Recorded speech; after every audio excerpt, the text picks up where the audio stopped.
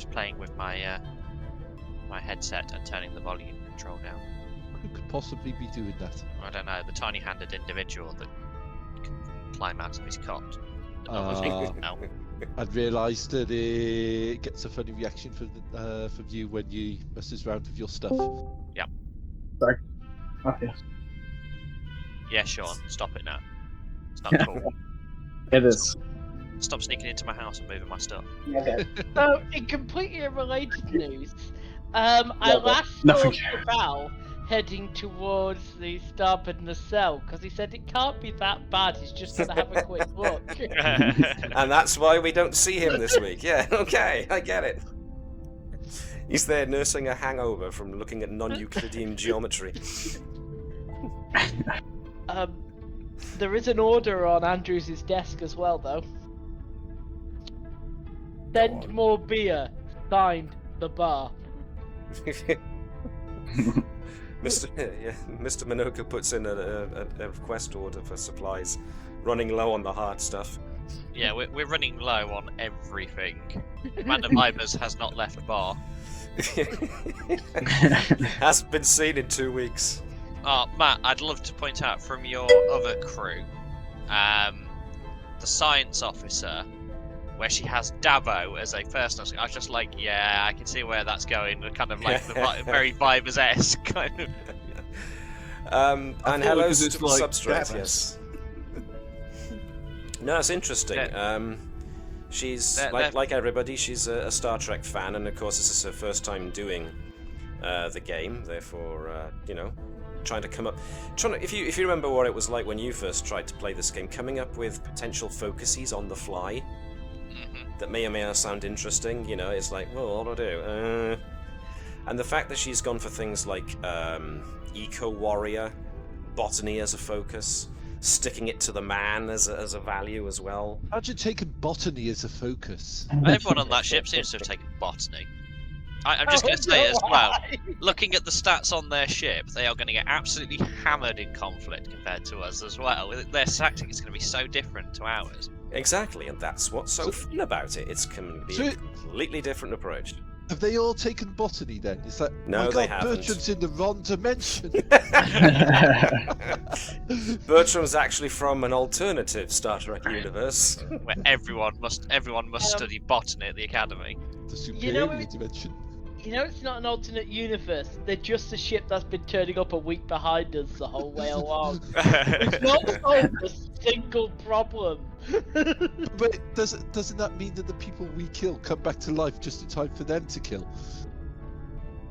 Damn you, Q! Well, the Romulans got away on the first mission. I watched that happen. We killed the Romulans. Yes. Truly upholding the principles of peace that the Federation the first two Romulans that attacked us, they didn't get a chance to run away. They ran away on their game. And then again, they've had like 11 complications in one sitting. They did. Jesus. And they don't have Clawt, so there's also they don't have disadvantage. Technically, you guys didn't have Clawt until quite a ways through, so yeah. Well, we knew he was coming. Using spirit, due to a temporal anomaly, he was a part of the ship for several months before he became part of the ship. He's always been there. Yes, we knew he was coming. We just didn't know what it was we were seeking until he appeared. It was like this deep, subaudible rumbling just in the background that got progressively more intense as he got closer. Progressively just became Claude. If you notice, Andrews only took the promotion when Claude appeared. Yep. He refused up until that point. Well, before we get any further, maybe I should actually run this intro before we get too carried away. Nah. I am Claude. That's what the rumbling was. It was just the resounding mumble of Claude. Claude's disappointment. Let's run that intro, shall we? Gareth didn't make this for us not to not to use it. Let's use it. Let's put that hard work to good use. Oh. Here we go. Oh, and thank you for Fanfare for Space from Kevin MacLeod. Love you, Kevin.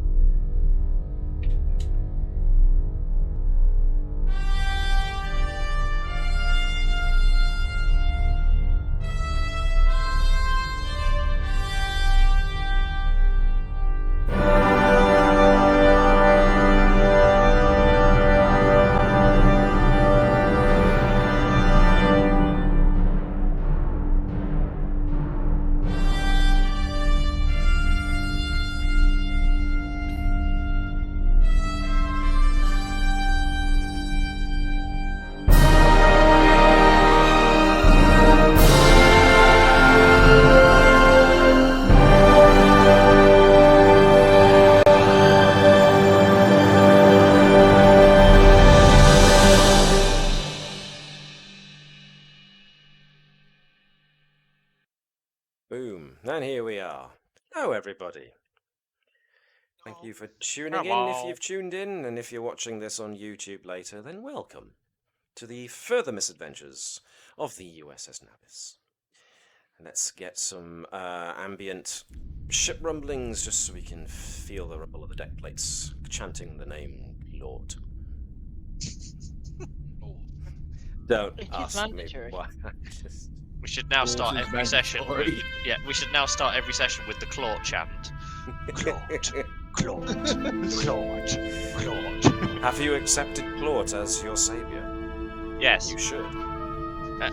Andrew, have you not seen Andrew's fangirling over him since he joined? No, but now I have some very interesting pictures in my head. Since we first met Claude, Andrews has fangirled over him. Well, there we are. His reputation preceded him before he even had a reputation, so there we go.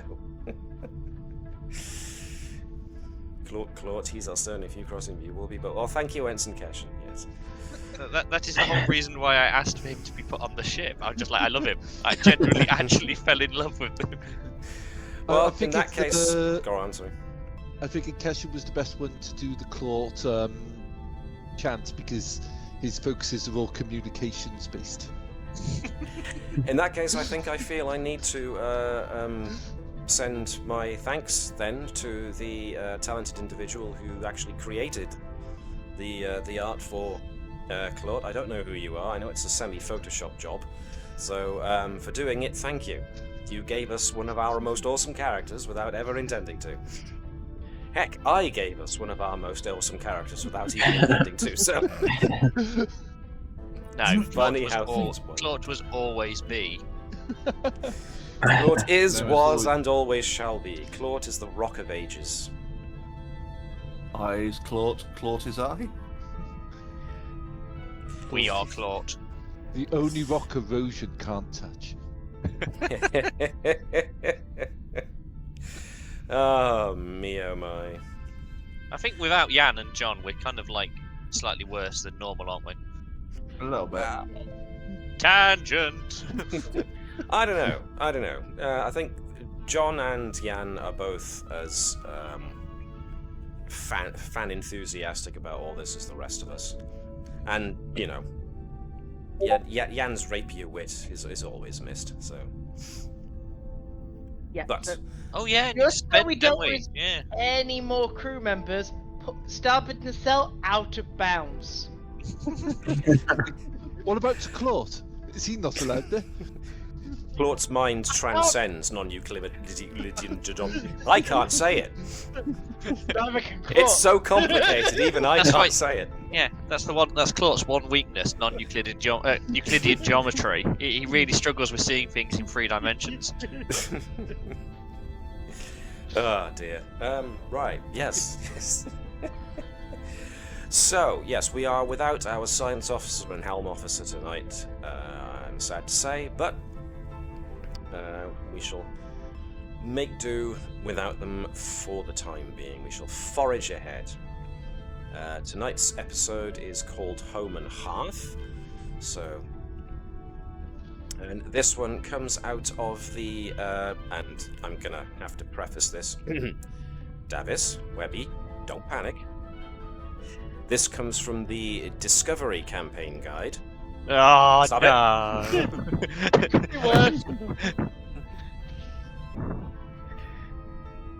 So,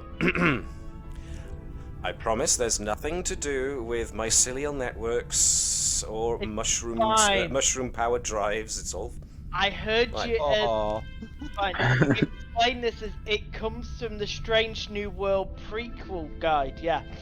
Strange.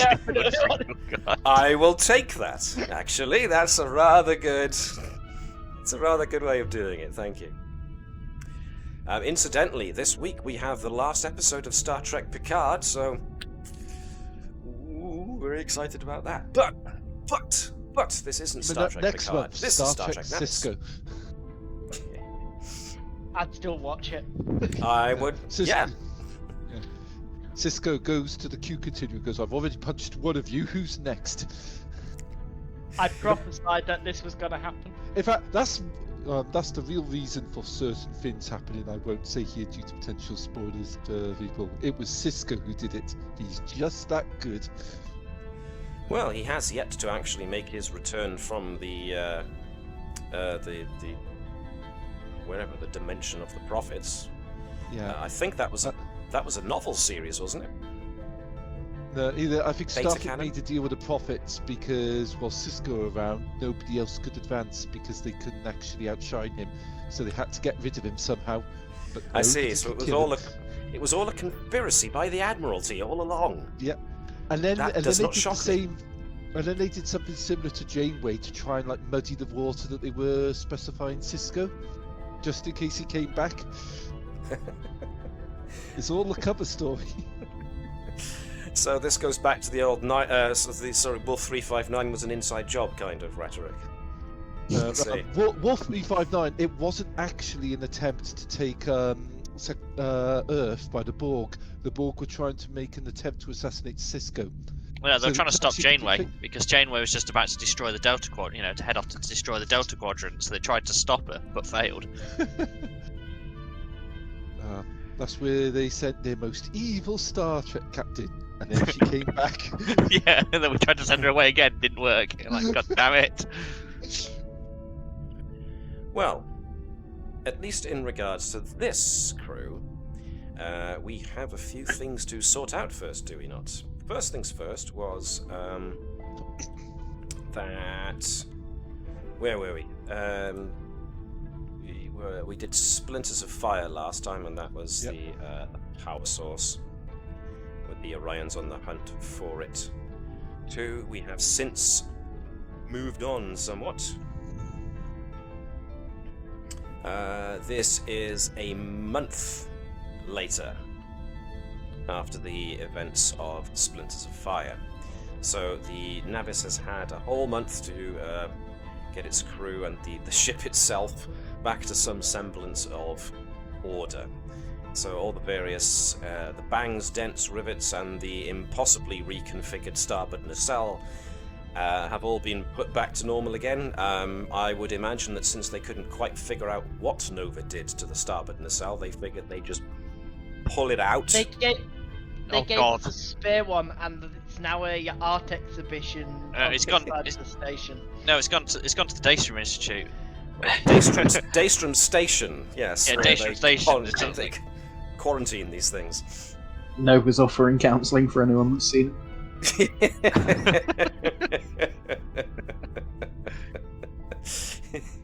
Telling them it's a feat of engineering, you should be amazed. Vibers will have reached out to a couple of contacts along the lines of ale, this much, barrels, various types that aren't supposed to be allowed. And Andrews is just like looking at the manifest going, deny, deny, deny, deny, deny, deny, deny, Oh, wait, no, that's a good vintage, hang on. Oh yeah, we'll have that one. Who cares about manifest? I'm just getting these shipped in as emergency engineering supplies. Don't worry, Not Andrews. I've taken away the booze and then replaced them with a Moss lecture. When I realise there's no booze, the door locks. Just Vibers sits down like, give me booze, and Bertram just like, hello, welcome to another lecture on Moss. An interesting difference between I've got Moss other and outcomes Archies. to report. Oh dear. So, yes, the last ship's councillor quit due to overexertion. I thought she quit because we discovered she was an She was a evil spy, apostle agent. yeah. She didn't quit of her own fruition. I'm talking about the umpteen councillors you've gone through since Tannenbaum. I get the feeling that they all quit because Andrews keeps on interrogating them to make sure. Makes them cry and they leave. Yeah. Commander, you know you don't have to sit in the corner of every councillor's room for an hour staring at them maniacally. Just see which one breaks first. Oh dear. Speaking of breaking things, I do believe there was an experiment that was being conducted by Bertram. Technically, there's one that Natala was undergoing, that was taking under as well, but it'd be unfair for us to start that with John being absent, so we'll leave that for now. Well, now that we actually have the opportunity, there is one that Ed was finally field tested the handheld version, the talk of the ship-to-ship version of it. Ah, yes. Employed as a ship-to-ship weapon. Okay, well, basically. It's going to be along the same lines as before, to be honest, when it comes to research-wise. So, I learned the lesson of, if I can borrow a Bertram at one point with Vibers, we'll try biology first. Sonic torpedo.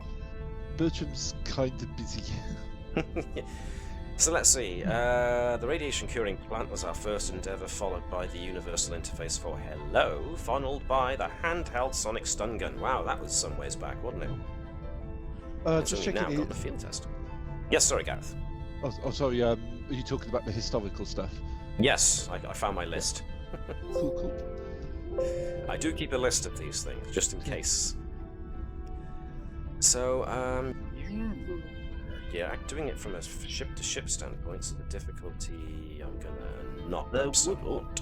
There would potentially also be, it might be part of it, it might be a separate thing, because to generate sound that large, all depends if it's going to be if it's transmitted, not so much. If it's going to be, we're like trying to fire a sound wave through space.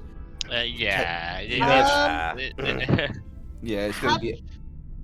I know my mind just went. It's like, would we need inertial dampeners to make sure there's no feedback into the ship? I was like, no, we're doing it over comm channels. No. Yeah, you could do it over comms, or you could do it with a torpedo with tractor beams, and you vibrate their hull to promote the sound inside. That'll be harder to. Shall we let Gareth do his research bit first? Yeah. While Yeah, you're thinking about have a this think, yeah, and let Gareth get on with his side project, or his major project, I should say, rather than side project. It's currently the first step of the major project. Yes. Step 1, the template scaffold. So, we had our hypotheses for biotech, botany, biology, xenobiology, and surgery. Yeah. You'll have to remind me which one we were on. Xenobiology was not the correct path. We're currently on biology, so far with 4 successes. So we tried botany as well at some point. Don't think we've got to botany yet. No, I'm showing it as having been used. Okay, maybe I missed that out somehow. I tend to mark which ones have been done or which ones are in process. Sadly, I tend to mark them the same way, so I can't always... It's a failing of mine. So I'm showing botany, biology, xenobiology as either done or in process. So if we've already done xenobiology, then I'll put an X next to that. I'm showing botany and biology. You reckon we were on biology, so that seems to suggest that botany was already attempted.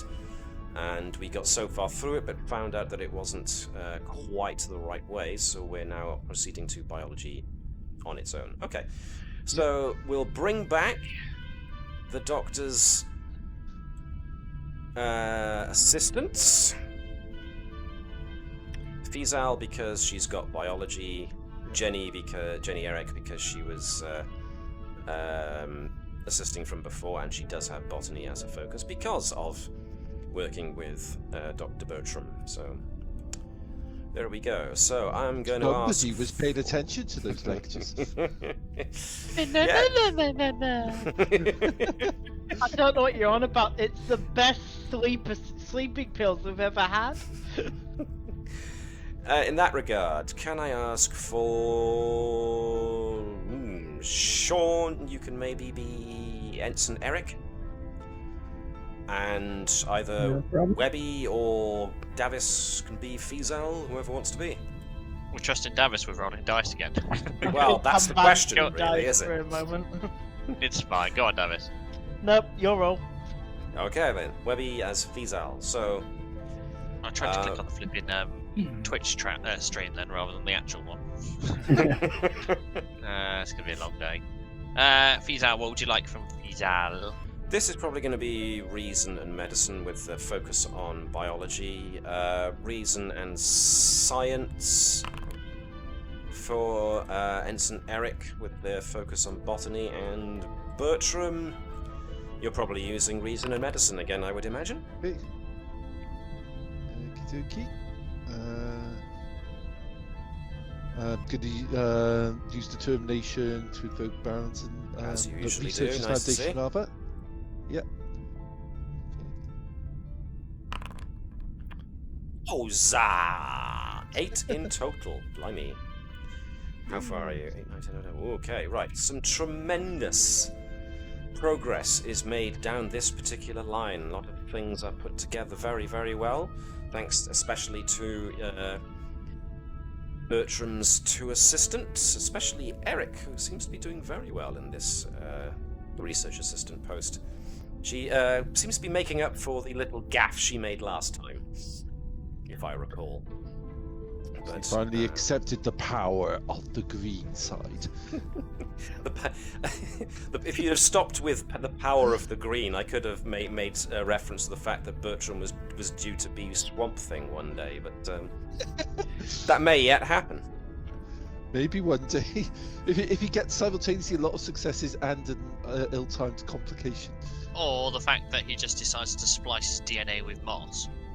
He just becomes the original John Carpenter's The Thing. More like Finn was Swamp Thing. plant-based.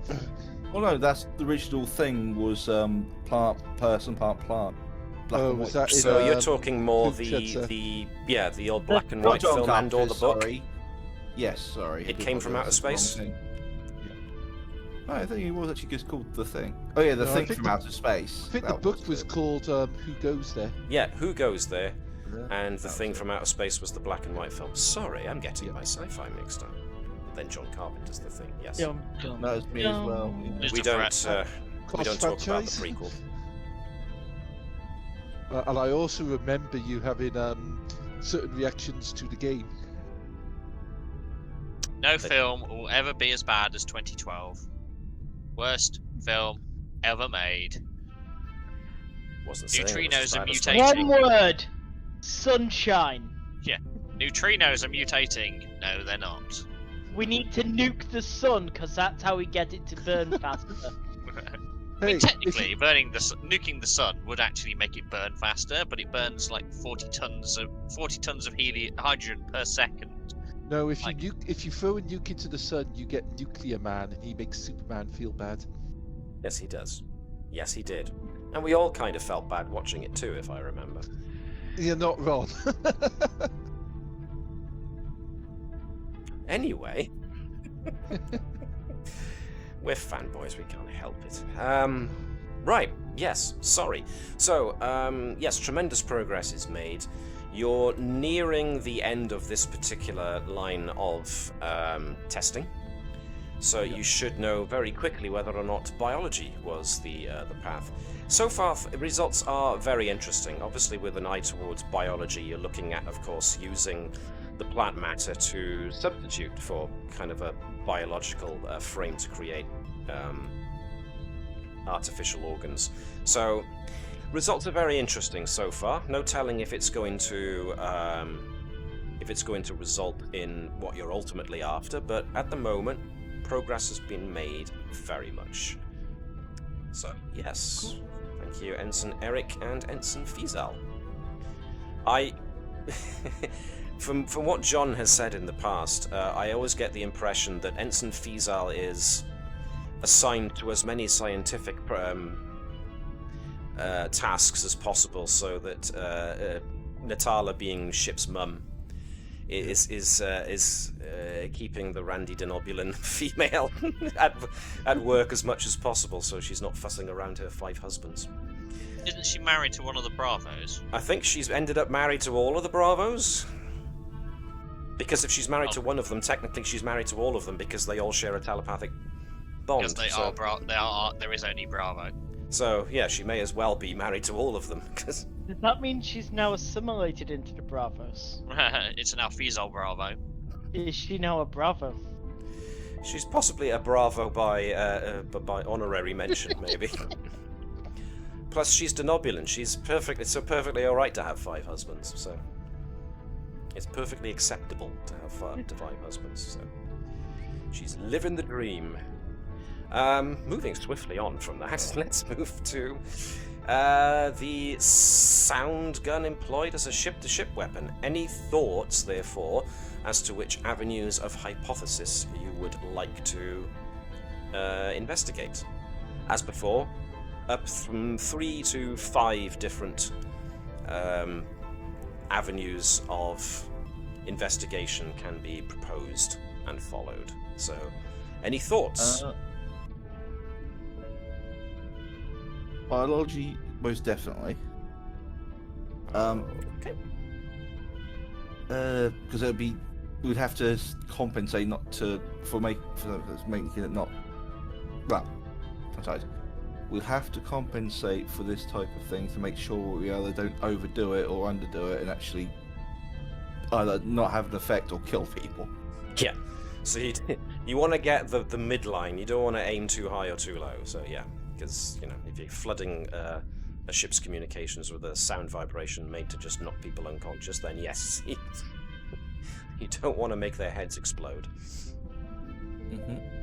That's what he wants to tell people. That's one. I want to hear what Davis said, because if we're going with the idea it'll be done via communications, then obviously communications will be one, but Davis had an idea. You said torpedoes. Give it a shot. If you want to go down communications, go down the communications route. If it doesn't work, we refluff the result based off how the investigation goes. That was the basis for how this first started when it comes to ship combat, because we were literally using the ghost sound thing via the comms to the Ferengi. Yeah. So the similar idea I was thinking was forcing open their comm channels and just playing this down there, but for each individual race, like the gun. So communications. I'd partly want to say, because this would be using ship-to-ship computers, because it'd have to work with our system and potentially their own. So you have to get a way of actually making it be able to communicate with each ship for how we basically fire it down. Okay, that's 3. So you could also do emitter arrays if you wanted it to be so that it's coming out from the deflector. So the deflector is actually creating subspace ripples. There's that avenue too, if you want to go that way. Would that be more spatial distortion as you hit them with like a wall of force rather than an actual? Well, it's not actually hitting them with a wall of force. It's the what you are doing is that under Star Trek technobabble is that you can say that you're causing subspace to warp and compress so that it creates sound waves in normal space. I could run with that. In answer to your point, sorry, let me just interrupt quickly. Sean, yeah, you know where to go for the awards, right? Yeah, I've already updated, I think. Okay, cool. Davis, ideas? Because so far it's just been me spouting. And you're good at taking things I say and actually putting it into something reasonable. So we've got biology, communications, and computers. So that's the minimum of 3. If you want to go for 2 more, I 1 or would 2 more, that's throw fine. in your xenolinguistics again, because one of the things the xenolinguistics people are really good at for Star Trek is using the universal translators and fitting it around that. So, using the universal translator for your configuration on the fly and getting that wired in, that will be quite handy for your targeting. Alright, Okay. so that's 4.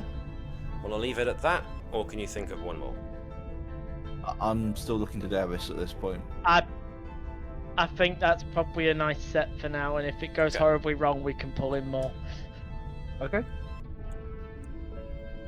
Okay, so for folks who are joining us for the first time, this is basically between every episode, I've allowed guys to work on science projects, because first and foremost, Starfleet personnel are scientists, and we assume that they run their own little science projects on the side. There are rules in the Star Trek Online Star Trek Adventures. I have been playing Star Trek Online today, so that's probably why I mentioned it. In the Star Trek Adventures core rulebook, there is a guideline for how to use the scientific method in the rules to create gadgets, gizmos, and inventions on the fly.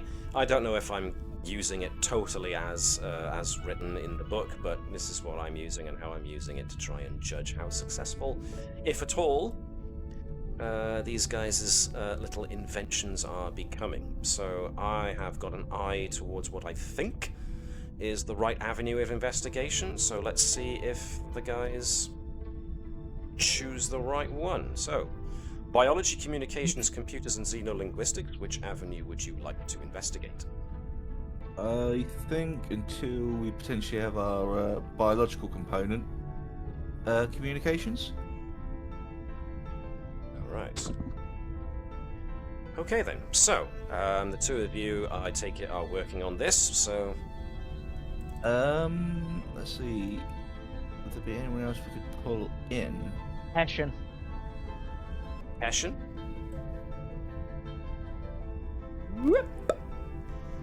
Ensign Hessian would probably be more than pleased to assist. Electrical engineering. Or computers, potentially? Would be a focus. Well, you're doing the communications side of things now, for now, so... Oh, yeah. Okay. So, what two? So who's primary on this? I'm guessing Edwards. Yes. Mm-hmm. So Vibers will be giving me a reason and probably engineering. I will allow Vibers to use his computer's focus, because it makes sense. You're going to be doing this mostly through the computers. Keshan, of course, can give you a reason and science with a focus of subspace communications. Would we also use the computer, potentially? If you want to. Use the computer libraries and stuff, sure. So let's have... Now, do you want Gareth's awesome supporting role to be on Keshan or the ship, is the question. I will go that with you don't care. Okay. I'm thinking actually Keshan. Okay. Sean or Webby, would you like to do the honours as the ship? I'll volunteer Webby. I'm Volunteer taking Webby. responsibility. You want to Webby distribute? Okay, Webby, if you could be the Navis for this, Navis will give you... it's going to be communications. And, what are we doing? Engineering? Yeah. Modifying part of the system. We also have the Davis reroll, doesn't it? Because he's working with the computer. Yeah. Yes, the computer happens to be in use. Let's re-roll it. So, Gareth, if you could be Ensign Keshan, giving us reason and engineering, 1 dice with a focus on Not computer, sorry, like it's a ship, subspace isn't it? communications. Reroll. Cool. Scared. So you got What? 1 so far. It's down to Edwards. Webby, do you want to re-roll the Navis? Yeah, can do. Ah, there we go. I'm helping. Would it be in reason science or reason and engineering? Engineering, I would say, at this juncture. I mean, you're good for either, really, but you are trying to rejig parts of the ship as well to implement the test. So, 1, 2, 3, 4 successes in total. Not bad for a starting venture. Okay, so things are looking fairly promising. Obviously, if you're going to try and send a stun blast out through communications, it makes sense to try and jig the communication system of the Navis to see if it's actually possible. So these are preliminary tests, and so far so good. Nothing concrete yet. These are basically the models and the simulations that you're drawing up with an idea of what subspace communication technology is currently capable of, so that further on from here you can start looking to see how far you can tweak it to do what it is that you want it to do. So, okay. Just tentative steps down the road so far. With that in mind, are we all good for our science ventures and downtime ventures for now? Excellent. Mm-hmm. Okay then. Yep, Vibers will do his one next time. Oh, okay then. Vibers won't be able to help out with Edwards' sound gun if he's working on his own thing during the same downtime, so it's going to be a... Oh, hello, we have a John. I'm doing my best to ramp myself up. I've got Booyaka 619 playing just to give me some energy. Hey! Well, we were about to... I was recovered from looking at the stab in the cell. And from also furiously finding something for to occupy Ensign Fiesel. But 5 husbands? No, dear, you're on a Starfleet ship. Here's your next job. Go and help Dr. Bertram. Oh, Mossman? Yes, Mossman. Go and help Dr. Bertram. Sorry, I'm conducting an entire conversation with 2 characters, one of which is yours. And it's Dr. Moss. I worked hard for that honorific. Ah, me oh my. Nurse Bravo was never seen again. What happened to Nurse Bravo? Oh, wait, Ensign Fiesel. Yeah, sorry. Okay. In any case, we were just finishing up with doing science projects, so if you want, Joan, we can jump straight back into yours. The Tilical tractor beam tech. You'd only just made a quick start down the avenue of doing it using quantum mechanics as the means of doing it. So you'd only taken a tentative step. So do you want any help from anybody to do this? So far, Fiesel and Eric have both been used to help with Bertram's project. Ensign Keshen and both Vibers and Edwards have been working on their ship-to-ship application of the sound gun, so that leaves Natala to pull in whoever's left from science or whatnot to... Sorry, let me say that correctly. Science! To do things. I will say that Lieutenant Alex Mono of Theoretical Sciences, he has got quantum mechanics also. Yes. So Natala's second in command, as it were, of the science division might be a good choice. No, because basically we hadn't determined whether we could rule out quantum mechanics yet, had we? We did start with it, but we didn't. We didn't quite make enough progress through it. No, you'd only just taken a couple of tentative steps to it, so... There's a lot of data to go through, so yes. Yes. There was a chuckload of data to sort through, so... Maybe doing some of the math will help, as it were. So, Sean, since you... what's the word I'm looking for?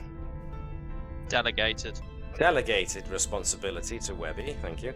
Let's have you be Lieutenant Mono this time, shall we? So you can share some of the blame for what happens to Natala's project. And I would like from Lieutenant Mono because we're using quantum mathematics, this is going to be reason and science with a focus on quantum mechanics. Maybe a bit of subspace mechanics too, actually, but there we are. And Natala, well, reason and science as well. Thankfully, Mono was the correct choice for this, as he puts in some really good equations on the board. So I almost picture this as like a scene from The Big Bang Theory, where you had the characters of Sheldon and Raj, who are both they're furiously staring at a whiteboard with a load of equations on it, and they're just staring and staring and staring, trying to figure out the one bit of the math that they needed to solve this, and they're passing headache pills between each other as they're just intently staring at this whiteboard. And so yes, there was a lot of scribbling on whiteboard. There was a lot of just staring at the math from different angles to try and see if you could get it right. 3 successes is not bad at all. That's advanced a good bit down the... So yeah, you've made more headway this time, putting all the data to one side, just focusing on the math. There's something there. There's definitely something there, hidden in the math somewhere. You just haven't quite found it yet. It's like that... If you sit down and look at it, you stand up and look at it, you go out the door, you come back in, you look at it from the side. There's something. Natala had a feeling that there was something special about this project when it starts. This will be interesting to see what happens. Will the Navis be actually able to tractor beam a moon? We shall see, but that wasn't the intention, was it? It was utilizing tractor beam to try and drain power from, or hold another ship in place. It's indeed seeing what unusual effects you can pull off in terms of power draining on ship systems using tractor technology. Okay. And if those Klingons try to interfere with this project, I'll fight them. Mono Amo. That was you, wasn't it, Gareth? I was wondering at what point of that sentence you'd see the awful pun. I think the groan gave it away. At which point I figured it out. It's funny because I like it. Well then, with all that science done, let's boot on with where the Navis finds itself these days. So, like I intimated, this is a month on after what happened over at Yule Minor, and the whole kerfuffle with the Orions, whether or not they actually created a disease outbreak to get at some ruins on a planet that appear to have maps of the territories of the ancient Orion Empire. Why go to all that trouble for a map if that was indeed what they were after? Or the power sources, maybe. Weird. But a month has passed, and the Navis has actually been employed quite a lot during the last couple of weeks on a very singular mission. So I'm going to switch us away from the plinky plunky intro music, and I'm going to put us almost in media res, as it were, as we find, irrespective of what's being shown on the screen at the moment, as we find Commander Fibers and Commander Andrews, specifically, both on the shuttle deck of the ship, overseeing more shuttles, both civilian and Starfleet, picking up passengers that the Navis has been transporting recently onto another ship. If any of these have contraband on Fibers, there will be trouble. You are offloading the latest group of evacuees, specifically the staff of a civilian research outpost, Thompson Alpha 9, onto a Federation merchant marine freighter called Hillstrand, one of the many civilian cargo ships that have volunteered to aid in this evacuation effort. Recently, the Klingon Empire has been stepping up its assaults along the borders. and have been harrying a great many Federation colonies. As such, the Federation has taken to evacuating people from these border colonies as quickly as they can in order to remove them from peril, basically. And this has been going on for a good number of days, weeks even. The Navis has been aiding evacuations of 8 colony worlds and 2 deep space outposts in specifically. The allotment of guest quarters on your ship being woefully insufficient for even a fraction of these populations, you've found that the need arose for additional temporary housing to be fabricated in places like the ship's sickbay, the cargo holds, and of course the very spacious hangar deck. I thought we didn't have accommodation. We had torpedo storage rooms. Well, that's what's to have been juggled around, hasn't it? Yeah, Commander. That's why our torpedoes are mostly at the starbase. Wait, what? We unloaded torpedoes for this? Because you need to make room for all the evacuees. On orders from the Admiral? Yes, Commander. Specifically, Vice Admiral Vivienne Rachana. I don't know why, I can just imagine Andrews just putting them in the torpedo tubes, the torpedoes in the hab units. But torpedoes have their own little beds. Every night, Andrews goes around the ship and tucks them in, make sure that they're sleeping softly. It's okay, sir. What we've done is we've took the torpedoes and we've just taped them to the outside of the hull. Ah, excellent. Excellent. Yes, we're still defended then. Yeah, it's like we've got our only real effective weapon is ramming and hoping we survive the oncoming explosion. One of us is going to die in this situation. It's more than likely going to be us, but we're going to take you with us. To quote Lister, there's tape this warhead to my head and a nut into oblivion. Why don't we go down to the munition stores and strap a warhead to my head, to my head? I'll nut the smegger into oblivion. There's our other cross-franchise reference for Red Dwarf. Thank you. So yes, Vice Admiral Vivienne Rachana has been the officer put in charge of the evacuation fleet, and as such, the Navis has been put under her command for the time being, along with others. So yes, you guys have been very, very busy for the last couple of weeks. In fact, there's been very little in the way of let-up. You're acting as an intermediary ferry for the evacuees, who will then be transported onto a larger vessel, either a Starfleet ship or a civilian transport that has volunteered. Will then carry them on to a selection of recently charted but uncolonized M-class planets for hopefully temporary relocation. You have experienced a myriad of emotions on the part of the evacuees, everything from relief and gratitude to despondence, worry, and outrage. And where we find outrage. Yeah, in other words, Nova is all over the place. Yeah. So, you are finishing up with offloading the latest group of evacuees, the staff of Outpost Thompson Alpha 9. And, yes, you're all looking forward to this one being the last one. Now, the civilian scientists from the starbase, the research outpost, pardon me, Thompson Alpha 9,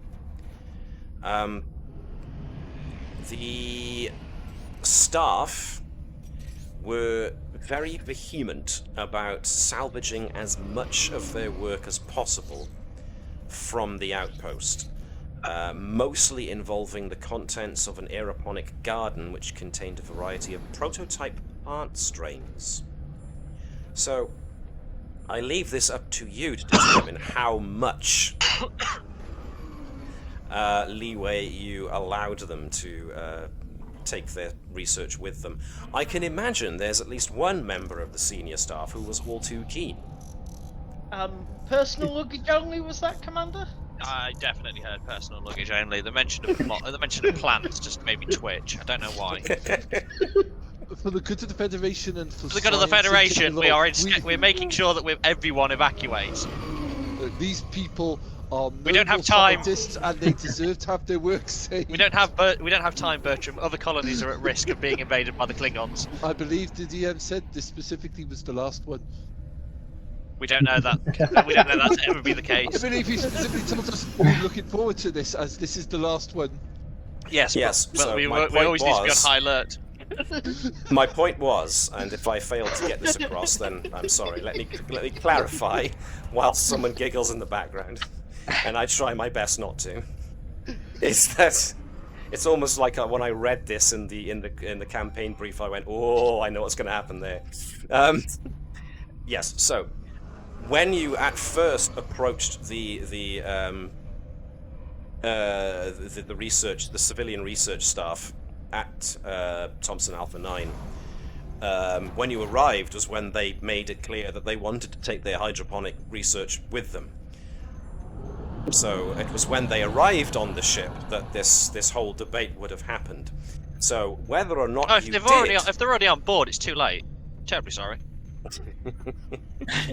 Switch it into the torpedo tube to the other survivors. Where's the room? Oh wait, no, we don't have it. We don't have room. We haven't even got torpedoes on board now because of you lot. The starboard nacelle is suspiciously empty. Might be able to fit it onto the runabout and the fighter ship. Actually, no, probably just the runabout. The Moss lecture hall is strangely empty. None of the other civilians would go in there. So it all comes down to, it very much seems that the first officer is very much against leaving room because you don't have it. The engineer's So, backing apparently. them up, so what's Latude and Bertram's grand plan? Well, Latude, I think, is trying to stay out of the way of any command decisions as much as possible, so... Does he have any? He would be very much of the opinion of, what the hell are you dragging me into this? Vibers?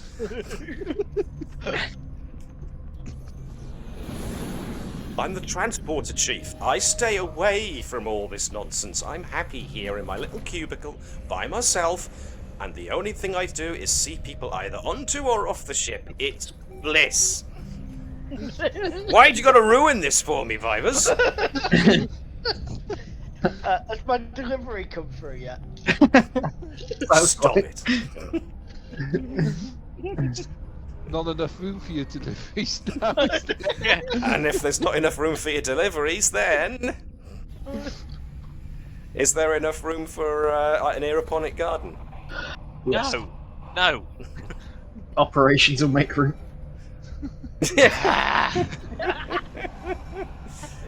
There's room somewhere. We can have people sleep amongst the plants, is it? Yeah, right, fine. Yes, you can. Everyone gets a plant to sleep on there. Well, I know what my next thing is. If these plants are poisonous, boo-hoo. You knew the risks bringing them on board. Why is it this ship has more shadow command than we have command? Yeah, the commander sort of like makes a decision. Everyone just flipping circumvents it. Like this is why Andrews twitches and puts people in the flipping brig. Like, well, yeah. Can we fit any more people in the brig to make room for them? oh yeah, or the senior bridge team are now in the flipping brig because they just laid around you. Plenty of room in the command decks. That's ridiculous. We could just shove night shift in there. We never see that. Alright, yeah, fine. We've arrested night shift. All of night shift's quarters have been dedicated to additional storage of plants there. We're done. I almost there had a mental image of the... Where's all the senior bridge staff? And they're in the individual force-fielded rooms of the brig, each of them surrounded and holding pot plants. Bertram going, never have I been so happy. Okay, so some room was found somehow, even though I think Mr. Minoko is going to be getting a visit from the first officer. just to try and see if he can find some of the extra. No, he just gets a medicine. message that says request to Andrew's quarters, saying to just bring up X bottle. I think the 47 blood wine will probably go down well. Oh wow, the blood wine. Jeez, you're not messing around, are you? As he walks in, she's just sat juggling her dactyl, just like, is it worth it? Is it worth it? Wow. Okay, so some room was made, much to the chagrin of the XO, but other officers made their point. Deactivate gravity in some areas to fit more floating well. Thank you for the idea, suitable substrate. If you take off, yeah, you can fit even more, but then the plants will be floating around as well. There is no more room to put any more plants on this ship. We could manufacture some magnetic pots. Just fill up the holodeck. You want you to have holographic jungles. You've got it. Every time Andrews thinks she's found a solution, somebody comes up with a, well, if you did this. Is Andrews defeated yet? Space isn't the problem. It's the amount of things we can keep alive on this ship without us all suffocating. Yeah, the next morning is that, like, Captain's like, good morning everyone. But where is the commander? And you just see the Samson just flying off with his finger sticking out the window going, I'm done! So about that promotion you wanted. Hey, it's justified. The Captain's like, I really do not envy her at this point. Yeah. Sat with a plant on her face. She was like, on the screen, you know, you can see is a plant. Because yes, technically the XO has to take into account all the requests coming from all the staff and the senior staff, and then goes to it with the captain who makes the decision. So, if enough of the senior staff think that there's room that can be made for an aeroponic garden, then okay. The XO might be twitching every now and again because of it, and you might hear her muttering as she goes past some of the senior bridge crew. There's a lot of glares going off, and Nova kind of getting some really kind of dodgy emotions coming off of Andrews. He's trying to like put on a smart fight, but like, I hate you all. I hate you all. However, you do gain the goodwill of the staff what at did you do? Thompson Alpha 9. They're not sleeping in my Jeffrey's tubes. You said I was too cruel when I was talking about electrifying. He's a kind soul, Spiders. It's a sympathetic soul. I've helped Andrews stress by writing up the improved bridge crew roster. I didn't realise you were running the entire night shift. Yeah, Andrews has just moved to night shift. It's easy to deal with those lot. Well, okay. So, as the last of the scientists are finally transported off onto the hill strand, you get. If I can. We still.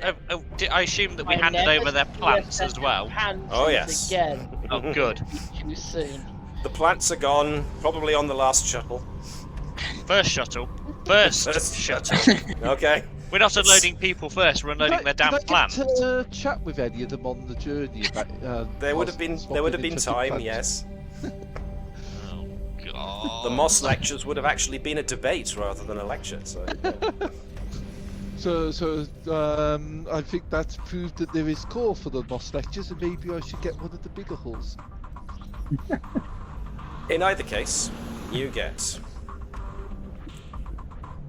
All senior bridge staff, please report to the conference room. Repeat, all senior bridge staff, please report to the conference room. One's gone crazy. Let's see what Captain Cass wants. As long as it's not more plant. Good. I don't know what your problem with them is, Commander Canaerobic Vibers. You run out of alcohol again. Yes. Hang on. New bridge crew roster. Captain... You've only just seen that. I've only just seen it. Excuse me, I'm busy dealing with stuff while you guys are doing it. Dr. Moss, Commander Plantrus, Lieutenant Commander Nusta. Jeez. Do I go on, or do I completely lose the plot if I do? Flover. We need our helmsman back. He's the one that stops us from going off on too much of a tangent. Does he, or does he join in? Captain, I'd like to make a complaint about the root of the problem. Oh my god. There's the door. You can leave right now. To his conviction. See what I did there? Leave. Leave right. Okay. I'm obviously out of my element. Given that most ships only carry synthahol, the Navis has a certain propensity for specific luxuries. Well, it seems so, doesn't it? I'm pretty sure that Vipers has taken all of those luxuries after seeing the warp. I'm pretty sure that Vipers has been the one supplying said luxuries.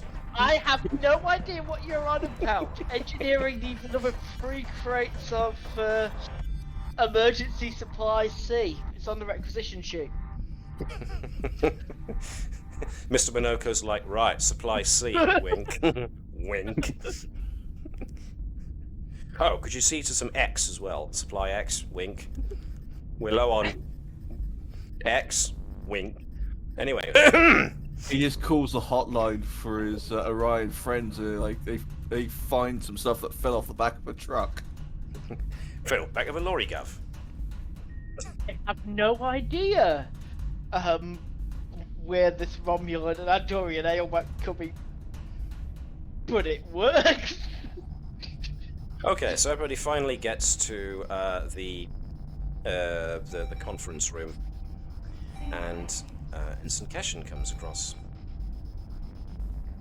Incoming transmission from Vice Admiral Vivian Rochana. At which point, the Vice Admiral comes on screen. If I can just find what I'm supposed to be looking for. There we go. I'm sorry to say, I'm not calling to tell you to give your crew some time to rest up. We have another evacuation for you to take on, and this one may be a bit of a challenge. How many planets? The Vice Admiral pauses a moment and alters the display on that you're seeing, so that she only takes up half of the screen, and then a planet, the outline of a planet, or of a moon rather, and some accompanying text comes up on the other side of the screen. Excuse me a second. I was laughing so hard. Bubbles. Right, serious business. Corsero VI-B. About 7 hours from your current position at cruising speed. It's home to 17 separate settlements, the populations of all but one of which were recently evacuated by the fleet. The graphic of Corsero VI-B rotates and zooms in on an island, with one point on the island's western coast flashing up to draw your attention. What you see here is Greenpoint Cove, a fishing village on an island in the northern hemisphere. Population 417. Geographically cut off from the other settlements and entirely self-sufficient due to hydroponic farming and sustainable fishing. The moon's central government, other settlement administrators, even the evacuation ships, have tried to convince them of the threat of the Klingons. They don't care. They won't leave. And I quote, "We'll be fine, we'll manage, what threat are we to the Klingons?" End quote. Captain, this may be a point of stubbornness on my part, but my credo, where this mission is concerned, is no soul left behind. The sector of the Corsero system sits in, and those adjoining, read clear of Klingon incursion, but I don't have to tell you that we can't rely on those reports. Proceed there and do whatever you can to convince the people of Greenpoint Cove to pack it up and beam out. I won't authorize forcible rendition. I'm not going to subject your ship to having to house over 400 angry civilians, but whatever else it takes, get these people out of there. And one more thing.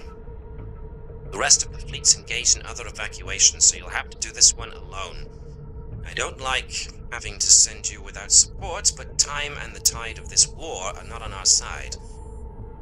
Keep me apprised of your progress. Roshana out. Okay. Incoming message. So, questions? Well, actually, there's no time for questions. So the captain kind of ponders this quietly for a moment. Well, crew, it looks like we won't be getting harassed after all. Helm set course for Corsero VI-B. Suggestions? Comments? Anything? Okay, environmental to get the life support running at 200% again. Should be good.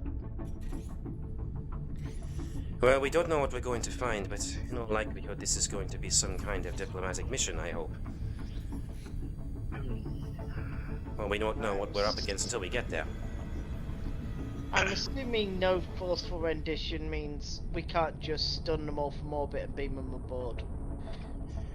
Natala, do we have any idea of the culture of these settlements, the source of their stubborn streak? Maybe while we're en route, you could pull up some records to see what we can learn of Corsero VI-B. Maybe something in there could give us a clue. With permission, I'd like to help out on that. Of course, that would be a good idea. Anything you can find that could give us a leg up as to why these people are being so stubborn and not moving, and what we could possibly use in order to convince them to go, would be a good thing. Could it be potentially some sort of environmental factor? It could We'll have to simply be discover. down to it's their home. There has been recorded points in history when certain people just refuse to evacuate. It's the idea of this is all they've known, and the idea of potentially losing that and But going. these people are recent colonists, so it is not something that they've just they've only just known. Commander, number one, I'm going to ask you to go down. See if you can persuade them. Lean on them heavily if you have to. I want you to take Nova with you, definitely. I want to get a read on what these people's emotional states are and whether or not that's contributing to this whole thing. Natala and Edwards definitely have a look at the archives, see if there's anything special about this colony, see if there's anything we can glean about why they might be so stubborn refusal. If anything on this, Captain, you're more diplomatic than I am. Perhaps it would be you and Natala would be best suited. Perhaps. Very well. We'll see what we can find out. Doctor, we're no doubt going to need to conduct some kind of survey on the ground to see if there's any biological agent that might be contributing to all of this. Yes, And Captain? as you say, Commander Vibers, one way or another, we're not leaving these people behind, so we're going to have to make ready to take on board some more passengers. Lieutenant Claude, we're going to remain on tactical alert just in case the Klingons turn up. Which means we're probably going to need Commander Thadanan to stay on helm just in case. We're going to need to keep Lieutenant Bravo and his security forces on the ready in case we do go encounter trouble on the surface. Alright. Everyone back to their stations. Let's see what we can find out about all this. So, back on the bridge. Let's get ourselves some bridge ambience, and let's head into war.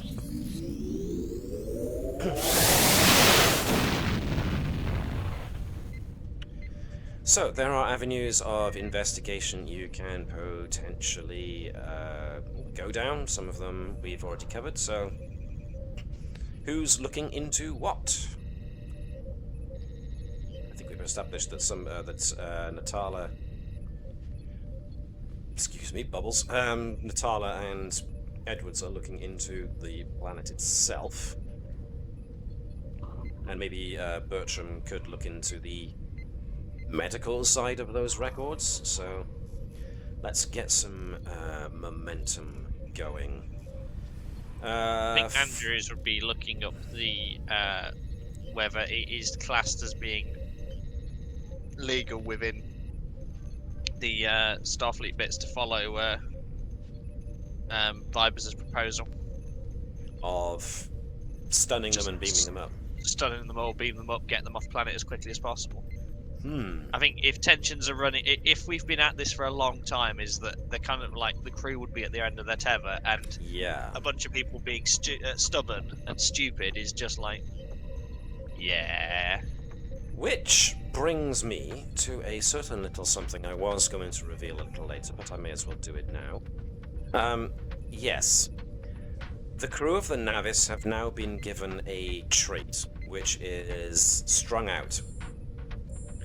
As a result, the difficulty of all social tests is now going to be one greater, because folks are tired, strung out, less than patient than they usually are. So, something to keep in mind. So, for the moment, let's have... Natala has still got anthropology as a focus. A nice relaxing lecture on plants and mosses could calm people down. It was Natala's idea to look at the culture of the settlements, so Natala should be ideal to lead with her anthropology focus. This will be... Let me think. John, you seem to reckon reason and command. I will go with that, actually. Woo! Everybody moved. Sorry, Who selected everybody? Apparently I started off with that. I was going to say, would reason and science be more for the going through historical records? Yeah, I'll go with that.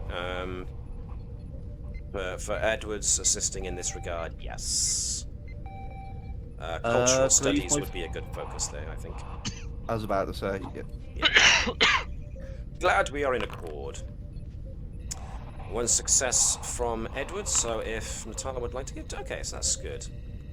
2 more than you needed. So, let's see. The information you gather. The village was founded by former Federation merchant marines and their families, and is the most recent settlement that was established on Corsero VI-B, for which colonization and establishment of other settlements had occurred over the previous 3 decades. The village's economy is mostly fueled by its fishing industry. 3 commercial-grade fishing vessels service the village's harbour, and the village's businesses include 2 canneries, hydroponic and seaweed farms, and a large market that includes a selection of restaurants and food stands. Anything else? The village administrator is apparently a Colin Joe, a human native, to the village, and one of the village founders. Joe was apparently a former captain of a merchant marine freighter and was present at the founding.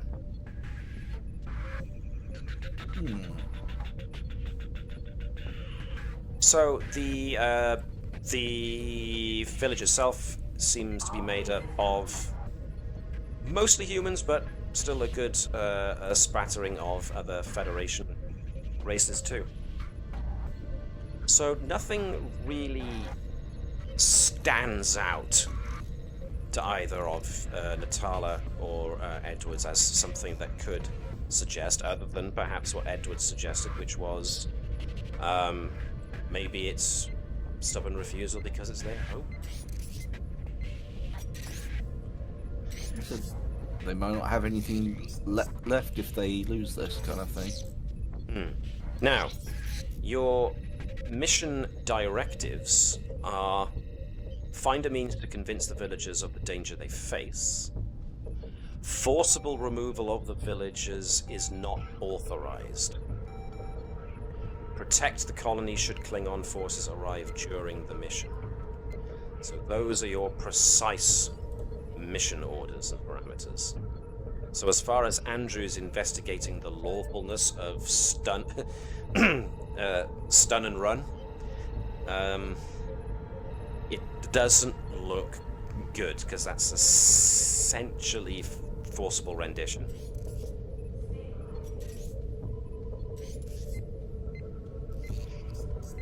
So, yeah, coming up to orbit and then just stun-shotting everybody from orbit. Do any of us have much experience with merchant service folks? Backstories, let me think. Not that I can picture. I mean, Edwards would be the closest, but he's coming from the civilian archaeology kind of side of things. That would be more Edwards' experience, rather than dealing with, merchants themselves. So, I mean, in it for the money archaeologists, as far as Edwards was concerned, but, I don't think any of your primary characters have any experience in that specific area, no, I'm afraid. But hey, it's the first time for everything. So... I mean, oh, they don't seem the sort to be easily tied down. Yeah, not what I'd expected, so, says Natala, so yeah. All very interesting. Take that away. So, whilst you're getting closer, any other things you would like to, avenues of investigation you would like to pursue?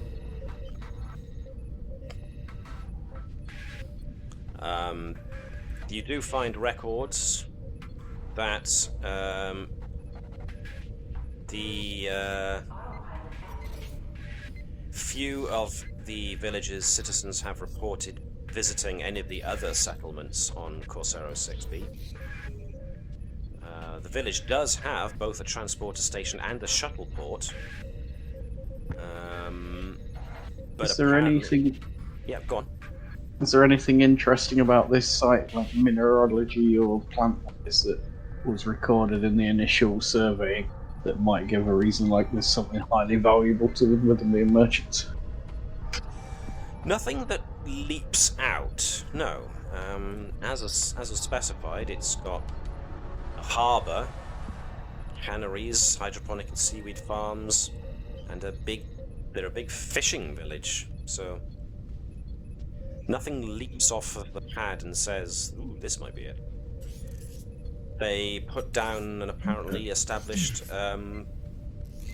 what's the word I'm looking for? Sustainable fishing. So, yes. Dr. Bertram likewise doesn't find anything in the records that Natala and Edwards drudged up to suggest there's anything chemical in the atmosphere, but this is going on, like Sean just suggested, the initial scans, the survey scans that were taken of the moon before it was colonized. I take it there's no evidence that they've been getting an unusual supply of golden artifacts from a deep down under the depths civilization. No records. Where you were going with that?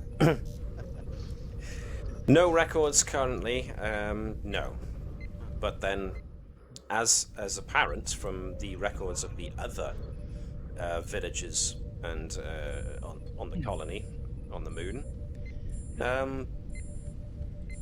the other settlements don't know. They haven't had much contact with them.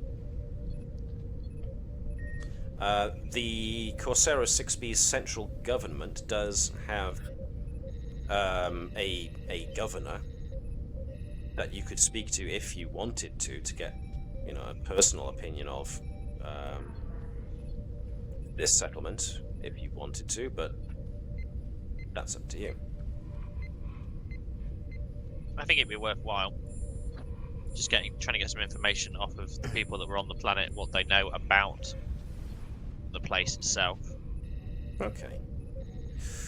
Apparently the governor's name is Tatiana Vukovic. It takes a little bit of time to track her down because, like most folks, except for the folks in Greenpoint Cove, she actually did evacuate. So the governor is currently on temporary housing aboard the USS Imahara.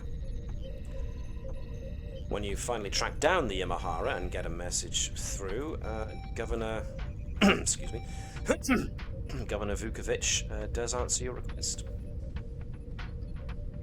So let me bring her up. Hello. Yes. Well, to answer the question you sent with your communication request, we've never really had any issue with Greenpoint Cove, though they never made much effort to be a part of the Luna community. We held annual summits of the settlement administrators to discuss issues or ideas for improvement. Colin Zhao maybe showed up to 1 out of every 2 and seemed eager to get it over with and head home. He seems pleasant enough when I talk to him on comms, but anytime I'd make a suggestion to join me at one of the other settlements for a local holiday or something, he'd get evasive, and he'd always have a ready-made excuse that he had to stay in Greenpoint Cove.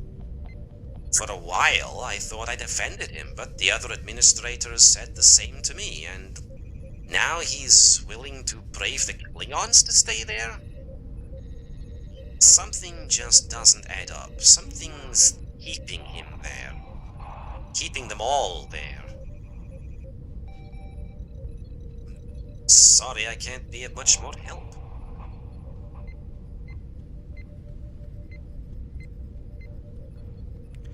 So, that was what the governor had to say. And it's before long that you arrive in the Corsero system. Just give you a look at the planet.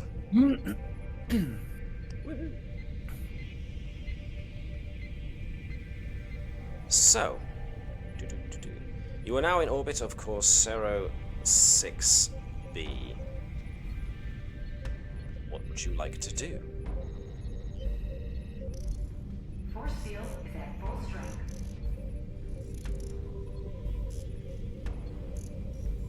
Let's go back to the bridge. You scan the settlement would be a starting thing. Okie dokie.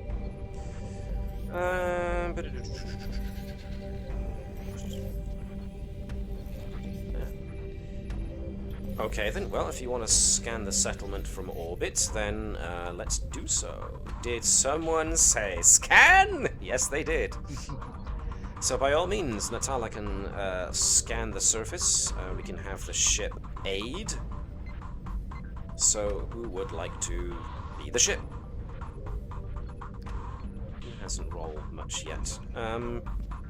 Alex, would you like to be the ship, since you volunteered the idea? Okay. Sensors and... Were you scanning for anything in particular? There's people. The only thing I can think of is abnormalities, but that's very, very big. Yeah. Broad, even. Sensors and science, then, for the ship, I think. Any ideas from anyone else? Because there seems to be anyone talking. No ideas from anybody else, okay. Control and science from Natala with focusing on the area around the settlement, yes indeed. 3 successes, 4 successes. So you got way more than you needed there, so the rest goes in the dice pool. Alright, so yes, you can get a sensor scan. You do indeed find what you pretty much expected to find. You find a fishing colony with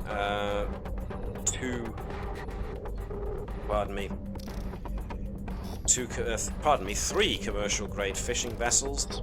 You find the points of industry and all 417 life forms, indicating the entirety of the population of the village. They're all down there. There are no unusual points to this scan. It just their power systems are still active. Their transporter pad is active and functioning. There is at least one shuttle down there, which seems to be the colony's personal shuttle for use. Its power core, the shuttle's power core, is currently cold. Looks like it hasn't been used in some time, so everything seems pretty normal. Folks are just milling around down there. So, in that regard, are you going to contact them, or are you just going to beam down and see what you find? Look to the commander. What do folks think? I think it would be worthwhile that we do take a cursory initial let's start diplomacy from here, and then if we have to, we move down. Alright then. In which case, hailing frequencies are opened and answered. That's a good point. Let me grab Colin Joe. Where'd I put him? There he is. And Colin's face comes up on the view screen.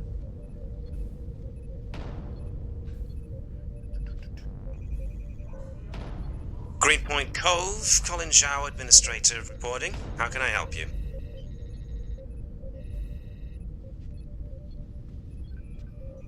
So this is the USS Navis. It's part of the Federation evacuation fleet. We've been sent here to continue the conversations about your evacuation from the planet. Oh, I'm afraid there's been some confusion. We're not actually evacuating from the planet. Thank you for your concern. It's now been mandated that it's no longer your decision to be made, is that you are being requested by the Federation to evacuate for your own survival chances. If we're being requested, then we will we will just happily not accept the request. It's fine. We'll be fine. Don't worry about us. We're more than capable of taking care of ourselves. What sort of feelings am I getting from, if I can, from this distance? What sort of feelings? Well, considering the distance that we've witnessed Councillor Troy using her empathic powers in the next generation, I would say you can definitely get feelings from here. Give me insight and command as per usual, please. I'll keep the difficulty in my head. I think she's interested. I'm going to spend the determination on this. Okie dokie, empathic orphan? Yeah. Alrighty. System stable. 3 successes. Quite a few. Okay, so Nova is getting no anxiety, no apprehension. This fellow is pretty calm. He's got no emotions that suggest concern, anxiety, nothing that suggests he's hiding anything. Would you be open to an Oh, this is Natala speaking to Joe. Okay. So yeah, Nova finds nothing untoward. This man is remarkably calm. When he was presented with Andrews saying that it's been mandated He didn't seem concerned at all. As soon as Andrews used the word, you requested to evacuate, he was still totally unperturbed by the whole thing. Andrews will ask from follow-up from Nova are his emotions 2 level? Like, there's a baseline and it's just continually sat in that baseline. Ooh. There's I'll get to your... no kind of elevation of emotions at all. I will get to yours in a minute, John, but since I just asked as a note on Nova's analysis. No, from here, it's difficult to tell for Nova from here. Is this guy, like, calm because he's like drugged or doped or something? Doesn't seem so. There's just a complete nonchalance to the whole thing. The moment that Andrews suggested that it was mandated, he still seemed calm about it, but it was definitely an emotion that went through that was like, nah, we're not going to do that. So, yeah, it's odd. Seems very laid back. It's not to the point of being so unconcerned it's worrying. But he definitely doesn't seem anxious or afraid, and he's not displaying any emotions that would suggest he's hiding something. And he's certainly not hiding any emotions that would suggest, ooh, outsiders. We must turn the outsiders away. Nothing of the sort. He seems genuinely genial. So he doesn't live in Sandpoint. Not Sandpoint. Innsmouth kind of thing, Somebody made an allusion to, the Shadow over Innsmouth by H.P. Lovecraft earlier. Are they making sacrifices to fish people kind of thing? If there's that kind of thing going on, and you would imagine they wouldn't want outsiders poking into their business, but no. Administrator Zhou seems perfectly genial, settled and happy. Yeah. Nothing out of the ordinary. He's reacting, but generally accepting of anything that's said, really. Yeah. So going to Natala speaks up and says, would you be open to an investigation of what precautions we could provide for your safety, given your settlement's layout and general use? Good question. At which point he responds, we'd be more than happy to have people beam down and have a look.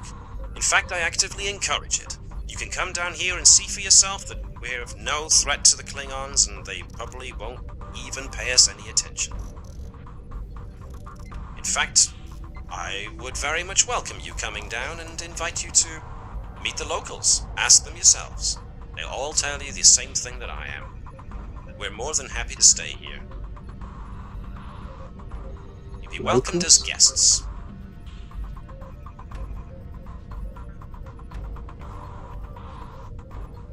So, with that response, what would you like to do or say?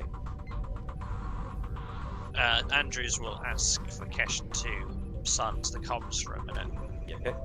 Keshen gives a nod and mutes it. Yeah. I'm uneasy on this, Captain. I don't know why. Certainly suggests something out of the ordinary is going on here. He seems entirely unconcerned. And Nova seems to think that he really believes that they are in no danger whatsoever. Unless he knows something we don't. Looks like our only option at this point is to go down and see for ourselves, perhaps. Do we have any reason to believe that those who go there aren't leave? It is a very good question. We could all just give our permission now to be forcefully removed. Orders have been given that we can't forcibly remove them. No, for our crew. Ourselves. Oh, right. As crew. Good Could crew be forcibly removed? Well, technically, yes. The letter of the mission statement was the colonists can't, the civilians can't be forcibly removed. You could forcibly remove your own crew. Yes, okay, good point. Well, I suppose there's only one way of finding out if what Natala said is correct or not, is to send somebody down there and see if there's something else going on. I'd like to rescind my recommendation from before, Captain. You want to go down instead of me? Yes. Very well, then. Oh. Well, personally, I'm quite happy for you to go down, but I think protocol dictates that if there's something that we find as being unusual, is that the first officer takes the role, not the captain. So, I can as agree to that. I have an odd feeling. I don't know why. Take who you think's appropriate to take with you, Commander. Who's our most charismatics? I think it would be worthwhile bringing Nova along as her empathic abilities. Yep. Dr. Bertram, Natala if there's has, any kind, yes. Proven to be socially adept as well. Mm-hmm. Dr. Bertram, in case there's any kind of medical anomaly going on, and then. Yep. I mean, Edward's definitely because of his cultural studies and that kind of thing. Mm-hmm. Yeah, can we confirm? Like, can we get some of the Vibers? Would Vibers be beneficial for this, or would you be? This sounds a lot like it could be some random holographic way of hiding people, and they're not really here. So Vibers wants to go along because he's being paranoid because he doesn't think these are real people. Ooh, interesting. Okay. May I pose an idea? Sure.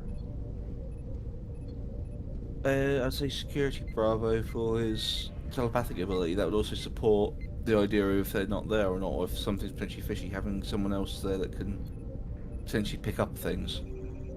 And if Not this sure I'd was get emotions from a hologram. Yeah, that's the point. It's that I've already got emotions from. Oh right, fair enough. Well, I was thinking his thoughts as well. It was useful when it came down to tracking. The last time we had a snooper on board, it might be an idea to use that type of skills in the field. Is it worthwhile that we potentially bring Mr. Claude along as well, just for some muscle? Diplomatic encouragement. Diplomatic muscle. And Bravo, Chief of Security, is there going, hey! What the hell am I? Chopped liver? Yes. Oh, okay, fair enough. Oh, yes. Lieutenant Claude stands at 8 foot tall and is made of solid rock. And I'm Chief of Security, Commander. Yes, I'm not denying that. I held that position for a long time as well. But Mr. Claude is 8 foot of solid rock. He is an imposing figure, naturally, without trying. That sounds racist to me, Commander. Nah, it's a compliment. She enjoys that he's an imposing figure. Just death glare at Nova there, like. Claude would be honoured to accompany the awaiting. Yeah! Come on, Claude. At last. If your instincts say trouble, Commander, is it worth considering working out in advance who's coming to save us? Good question. You know, hello. Hello will now be piloting the shuttle down to rescue everybody. Yeah, so we're going to send in. We're going to send in the night. We're going to send in night team. You're going to send in the night shift, are you? Okay. He's a machine. He won't be affected by anything that we will be. Unless it's electromagnetic. In which case, we're all doomed. Yep. Well, I think so security-wise, Natik would be a good. You can't get through. There's a wall. The back of Natik. We'll put sort of like sub-team there. That's just good. On backup, ready to come down just in case, is it? Yes. Yeah. Oh, okay.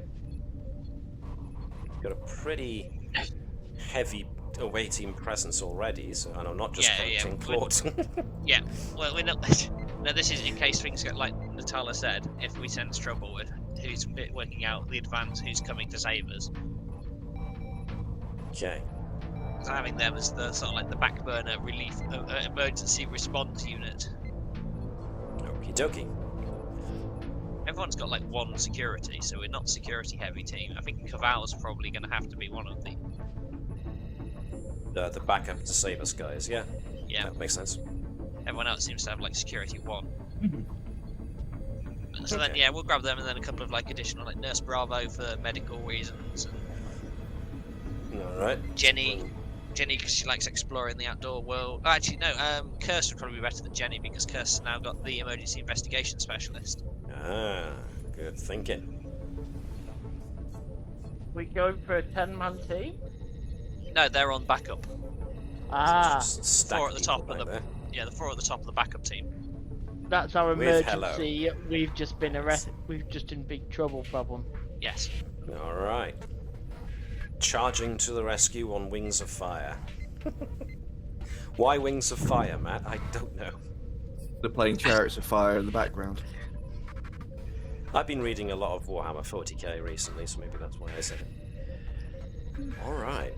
Are we good with? So that's these 8 are your initial away team, and those are your in case we need rescuing. Send the cavalry team. Right. Any further precautions or thoughts you'd like to venture now before we go any further? Because Andrews has still got the neural emitter plugged in. In case Yes. she has another mental bit, is that she's going to request that it's being actively monitored from the ship. So if any of her brainwave patterns start to change from any kind of like thing that we can't pick up, is that the ship might pick it up, and that could be the initial get the crew out. Good thinking. Bring in Okay. nickel outside and pattern enhancers. That's a good point. Check If only we had the grav sled last time. Check your character's inventories if there's any stuff you want to bring or any stuff you want to leave out. Have a good look. Make sure that you've got everything you think your characters would want to bring with them. I'll let you take a Yeah, I'll couple leave of the moments to- EVA suits behind. Everyone beams down in full hazmat gear. I'll take some. of We're my here bosses to as help. normal. Didn't know it was muted. Yep. Is it worth bringing the sonic stun gun in case things get hairy? No, because they are technically Federation citizens. It's not them I was thinking of. If there is potentially something behind it, that's more what I was thinking of. But fair And enough. would it be, if it's something that we don't understand, would it be in the database? True. Good question. Good point, I mean. Well, your decision. Well, leave it in the armory. Okie dokie. Alright. No EVA suit. Phasers. I take it the Type 3s aren't being taken, or are they? I think it just lives on Andrews' back, so. Okie spooky. Yeah, you can have the threat for escalation for having one Type 3 phaser.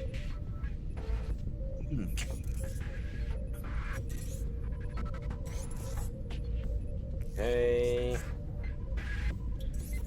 So everybody's got what they want, what they think they want, need. Yep. Let's just check. Nobody needs their EVA suits.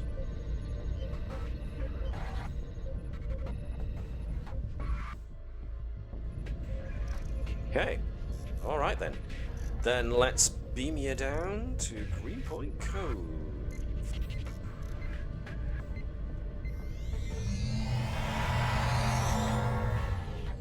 Now I hope I put you in the right place. Where is the transporter place? That should be around here. Oh, that's the wrong guy. Hello, extra Governor Zhao. No, I wanted these guys.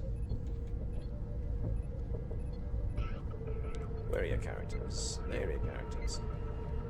You can't see a thing, can you? Okay. Nope. We're in a holodeck. It's Same purple. old problem. I swear I Oh, fixed it's that. fine. We understand exactly what's gone wrong. We're in a holodeck and it's purple. Let's see, there was 8 of y'all, so who has... There we go.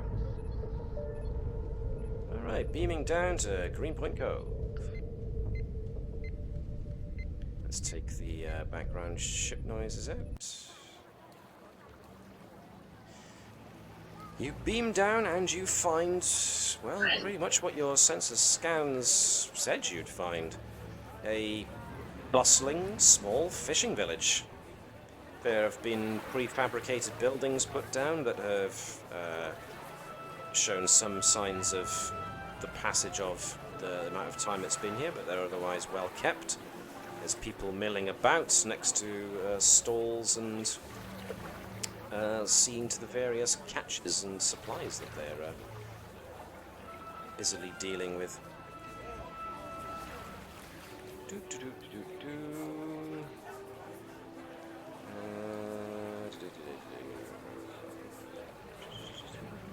Okay, as you guys beam down, you are greeted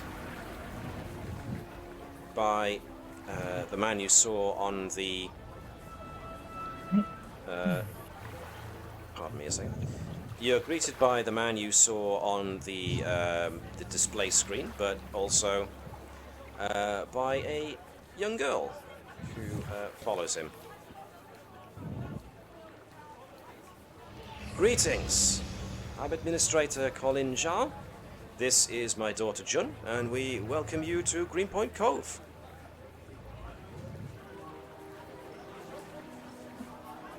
Pleasure to meet you, Administrator.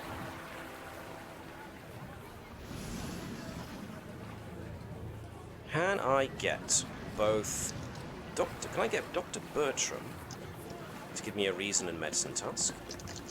And I'm going to ask... Not really, no. I'm going to ask for Nova to give me an insight and command check.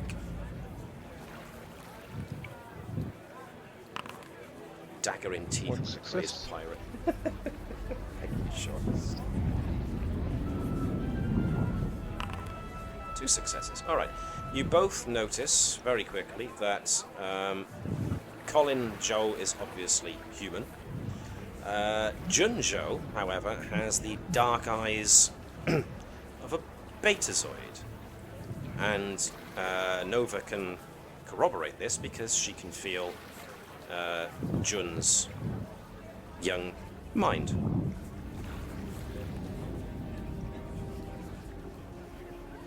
Well, welcome very much.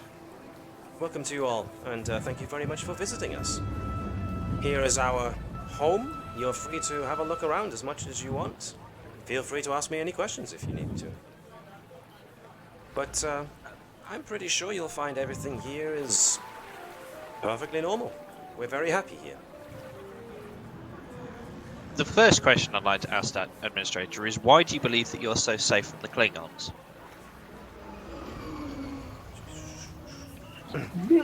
We fish, we eat, we cook, we celebrate our community.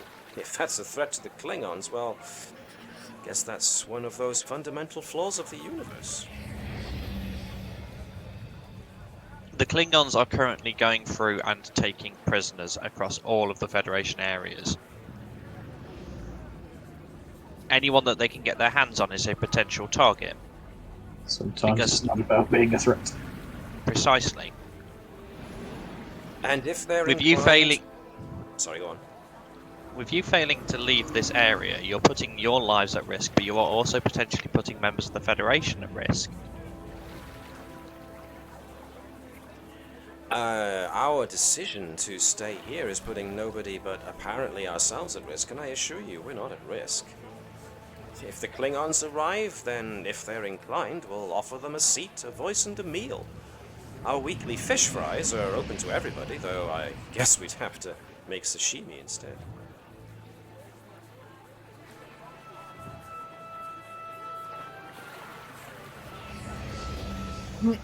Look, I know you're all just doing your jobs, and I'm not trying to be difficult, but this is our home, our way of life. We've worked hard to build this. Abandoning it all? Sorry, let me say that again. Abandoning it all? It's unthinkable. Anyone here is free to leave if they want, and I won't stop you from taking them on your ship, but from talking to as many of these folks as I have since the war started, you won't find too many who want to.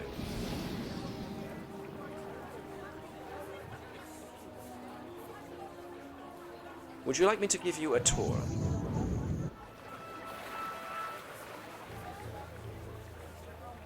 Yeah, I suppose it would be worthwhile. Oh, I almost missed John's note there. Natala, thank you for inviting us to your home, Mr. Joe. Would you mind walking us through the areas which people use most commonly? Of course! So you guys can see most of the place, I take it. The only blank spots you've got are buildings. So what I will do is I will grab Bravo, since you've got access to him. I will use him to show various buildings. Somebody's home here. Town meeting hall over here. Let me just illuminate this side of things. There's an office over here. There's the fishing management office over here.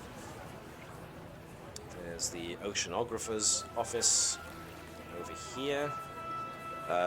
Zhou's own home and central administrator's office is by here. Somebody else. The transporter and shuttle monitor home is by here. So you've got the main pier over this way, and you get the sight of people using the small boats to pack and unpack everything you expect from a fishing village. Packs of nets and other such means of catching fish. Some of them are bringing crates of caught fish onto the piers. There are a good couple of people scattered hither and yon abouts. Over here, and here, who are all stall vendors offering various foodstuffs that they apparently make locally to eat.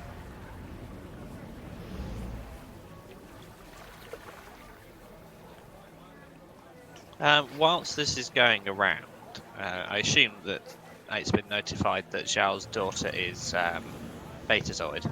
Mm-hmm. To the rest, it's been made obvious from Bertram or Nova. Or Bravo. I think Nova would be interested in asking her about her mother. Mm-hmm. But also, Andrews would kind of ask for Nova to kind of just have a conversation that her father can't hear, to see what her opinion is of the area. Whether she wants to leave. Sorry. We've established that even empathic betazoids can telepathically communicate with other betazoids, so... Yes. Yes, it's asking her the question of whether she wants to be here. Okay. Blah, blah, blah. Just check my notes. 1 second. Okay, so initially, as Bravo and... hang on. To Zhao, partly distractingly, if you don't mind us asking what led your people to settle a fishing community, it's my understanding that you mainly cruise at merchant service. Okay, so that's what Natala's using as a means of trying to distract Zhao and keep him talking, yes? I'm assuming. It says there, partly distractingly, so I'm going to assume that you don't necessarily need an answer from that now, if at all. Just using it as a means of trying to keep him occupied. As far as... yeah, Nova can ask the question... yeah, cool. About her mother, okay.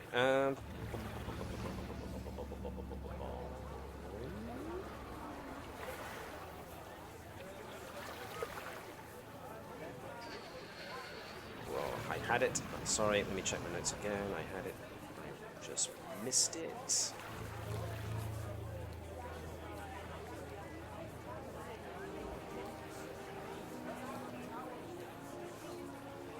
You know, it's always that thing, like in games where you need to do resource gathering, like Subnautica or Minecraft.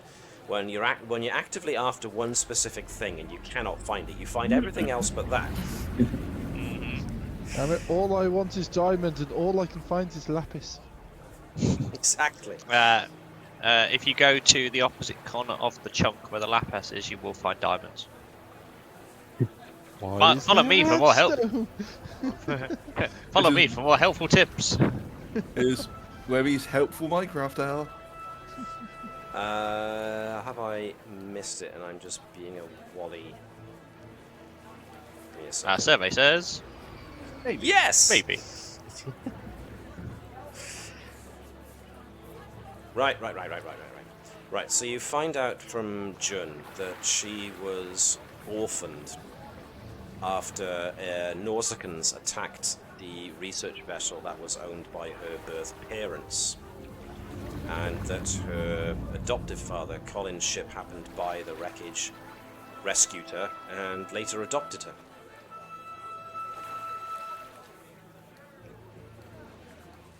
And that's how she comes to be here.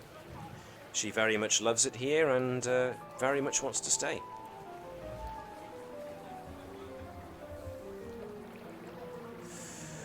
Sure. So, are you guys just hanging about here at the moment? Because you were basically Ask following... if I could Yes, go on. go and see if I could get a few samples of the fish around. I imagine, so like, from what the guy said earlier, it wouldn't be too hard to get some. Basically, so I can take them away somewhere quiet and examine them to see if there's anything unusual about them. They're fish. Edwards would probably start just taking a look around and noticing, as a type of architecture and culture, basically just seeing what he can absorb from how they are. Let's see, so Natala was engaging Joe in cultural conversation. studies. Nova and Bravo are pretty much having a conversation with Jun, and Andrews and is Claude's being scanning keeping close around. by. Vibers is just hanging around, is he? Vibers is scanning for any odd power sources or anything that would show up as a holographic system. Okay. Andrews and Claude will be going around trying to work out what the weaknesses in the area are, so that if we can exploit, if we have to go down the route of exploiting fears, how do we go about doing it? Ooh. Right. What was Edwards doing again, sorry, Alex? Just looking around the place and just basically doing a cultural study, see what we could learn about them. Okay. So, I'm going to say that since you've got 6 momentum, there's no point. So yeah, Nova and Bravo learn what they do about Jun. Natala is keeping Colin Joe talking. Andrews and Claude looking around. Fears to exploit.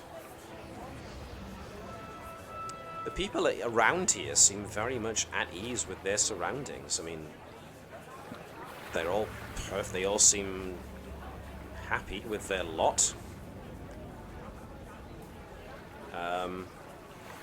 Nothing stands out. There's not like there's no evidence of superstition around the place. There's not like strange configurations of fish bones or like stick dolls or anything like that around. Everything is very much as you would expect a regular Federation colony of this time and age to be. You've got the modern prefabricated buildings and the piers and even the seagoing vessels are all fairly modern. There's no evidence of any kind of folklore or anything like that going on about the place. There's nothing really to grab onto in that regard. Edwards looking around. There are folks from all walks of the Federation here. All various different ethnicities from Earth and elsewhere in the Federation too. Mostly humans, but not exclusively humans. You can see a couple of Tellarites around. Maybe one Vulcan. That kind of thing. There's nothing that leaps out as that they're any kind of isolationist colony. Like I said, the buildings and the stuff around here is all contemporary as far as the 24th century goes, enough not to suggest that there's they're collecting ancient artifacts and starting to worship old gods or anything like that. So I mean, I wasn't going that far. I know, but I was exaggerating in that regard. Yes. As for Bertram, predominantly it seems that the one of the stalls over here are the ones selling the fish. But as you start drawing in the direction of the pier,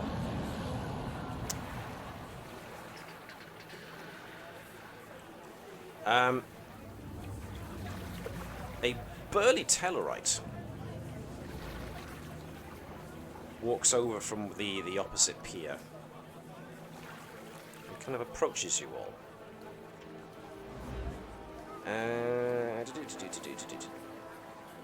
Excuse me, is any one of you a doctor?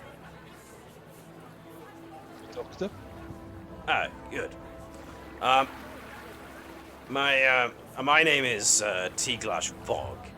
I'm the captain of one of the vessels, and my first mate's Kirsty McDermott. She's got something wrong. She's complaining about stomach cramps and the like. I was wondering if you could take a look. Of course. Commander, I'm going to investigate this as a medical thing. I'll keep in touch with you. Yeah, I will signal for either Bravo or Claude to accompany. Potentially, probably Bravo, because Bravo can also be just kind of like just probing in the. Yeah. Probing mentally. Yeah. Okay. So the Tellarite captain leads you in this direction up to the pier, where you find a woman in the boat. She's sweating. She's kind of opened up her the captain and this woman are wearing kind of overalls, waterproofs. But the woman herself, she's kind of like unzipped it, and she's slicked with sweat, and she's just doubled over, clutching her midriff with both her arms wrapped over her middle. Okie dokie. This is Mr. Vog. I shall examine the patient. Yeah, we're not our own doctor on board our ship couldn't quite put what was wrong with her, so just as well you guys showed up when you did. And if it's to help someone who's in need, what would be your name, miss? Kirsty McDermott. Miss McDermott, I'm Dr. Bertram. I'm going to examine to see if I can find out what the issue is. Yeah, sure, no problem. I'll bring out the medical tricorder and start doing some scans. Okie doke. Control and medicine, if you please. Okay. Any focuses? Ooh, let me see. You're just scanning to see what's going on, so biology will be fine for now. Okay. Three successes. Okay. There is definitely a very bad digestive reaction going on inside of her. She's suffering from stomach cramps, but some kind of bad digestive ailment is gripping her. As such, it's mostly the pain that's making her sweat. Right.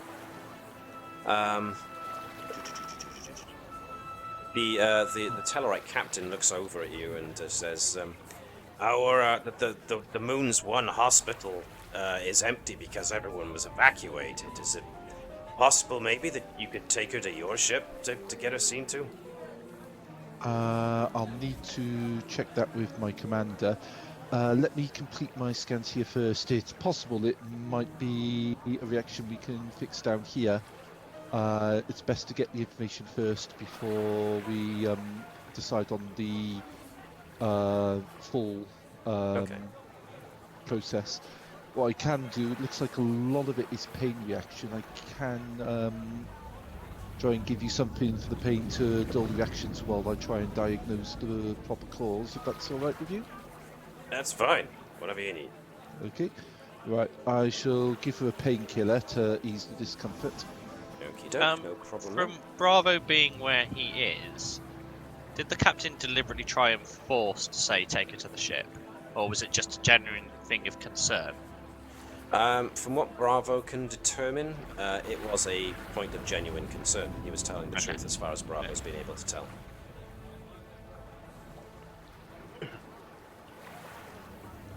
Definite, genuine concern for his first mate, and because, they've got no medical facilities because the hospitals have all been evacuated. So, can I get reason and medicine from Dr. Bertram, please, for a course of action? Okie dokie. Going to see what's plaguing her here.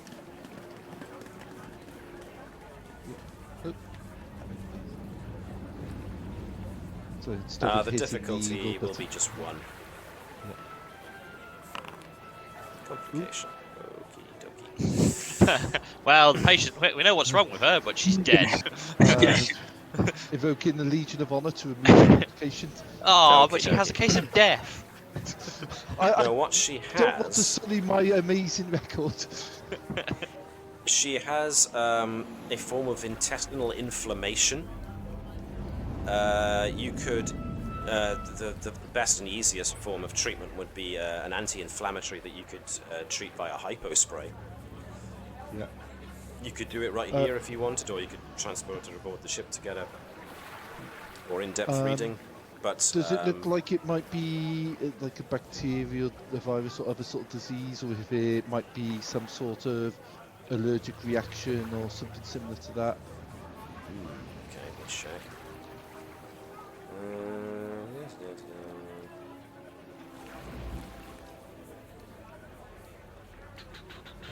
Just checking my notes, excuse me. Sorry, too far. Dang it. Right, so that was when you arrived. This is where you guys landed. That was asking questions. Okay. So, what was the question again? Sorry, I've got myself all jumbled. If it's an intestinal inflammation, first things I want to think of are, is this some sort of disease? Might it be like a bacteria or virus or some other disease, or could it be some sort of allergic reaction or reaction to something similar? Obviously, there's the thing of trying to diagnose the exact thing so we can come up with the treatment to nip it the core rather. There's also the thing of it be something that I try and ascertain first in case of if we take her to the ship either for treatment or as part of evacuation. I want to actually make sure that I'm not endangering the ship by bringing something unidentified on board. Okay.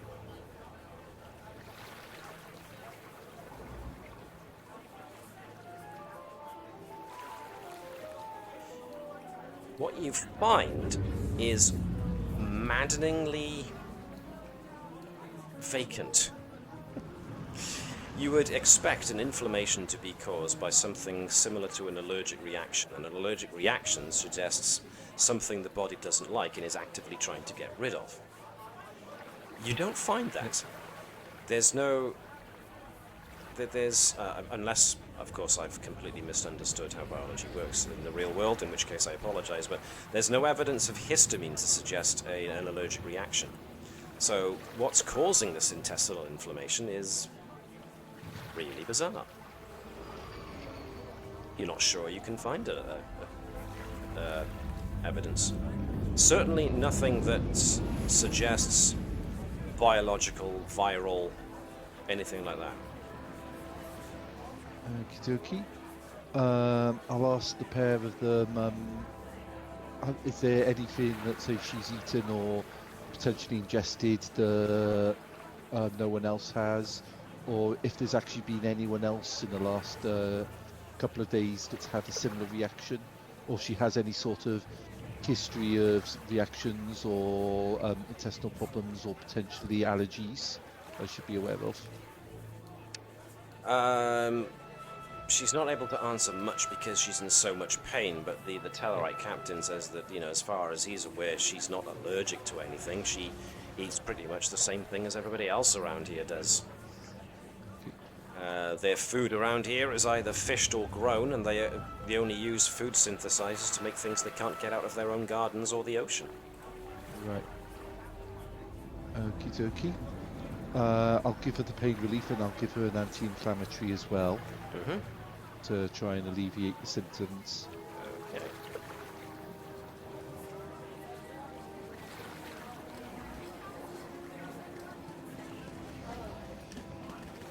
So, what would you like to do now? The symptoms are alleviating a little bit, but she still seems to be in a good bit of discomfort. So I'm just quickly going to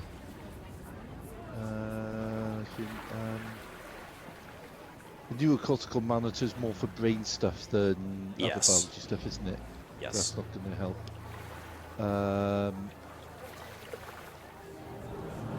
Do you say there's like a medical facility around here? But when you said that, do you mean in this actual settlement, or do you mean like on the planet in general? On the moon itself, there are hospitals, but they're empty because everyone else has been evacuated. So there's not actually a hospital facility here in this village. Okay.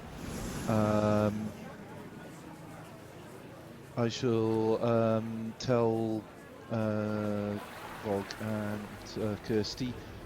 I want to give the anti-inflammatory a few minutes to do its work. I'll have a word with the commander about taking her up to the ship for more scans, as I'm not entirely sure what's caused this.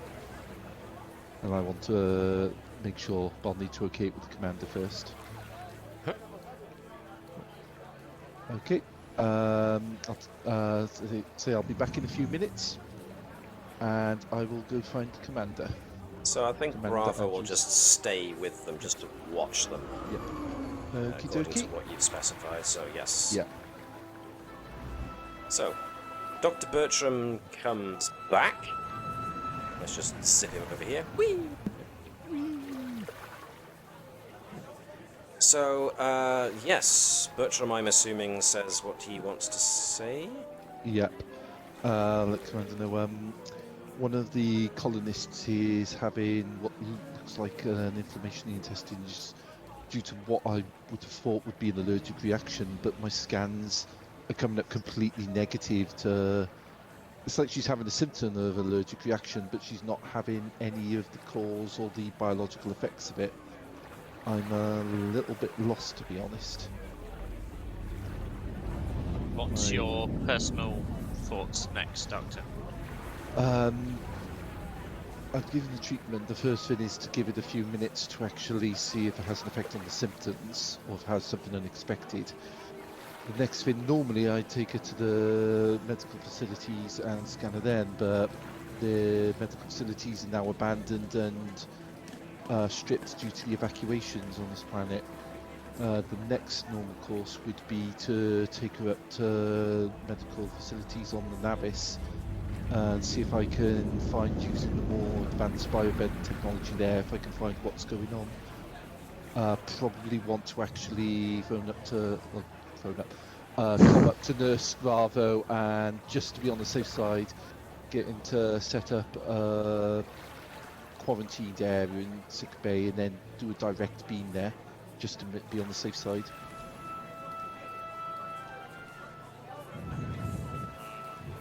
Do it.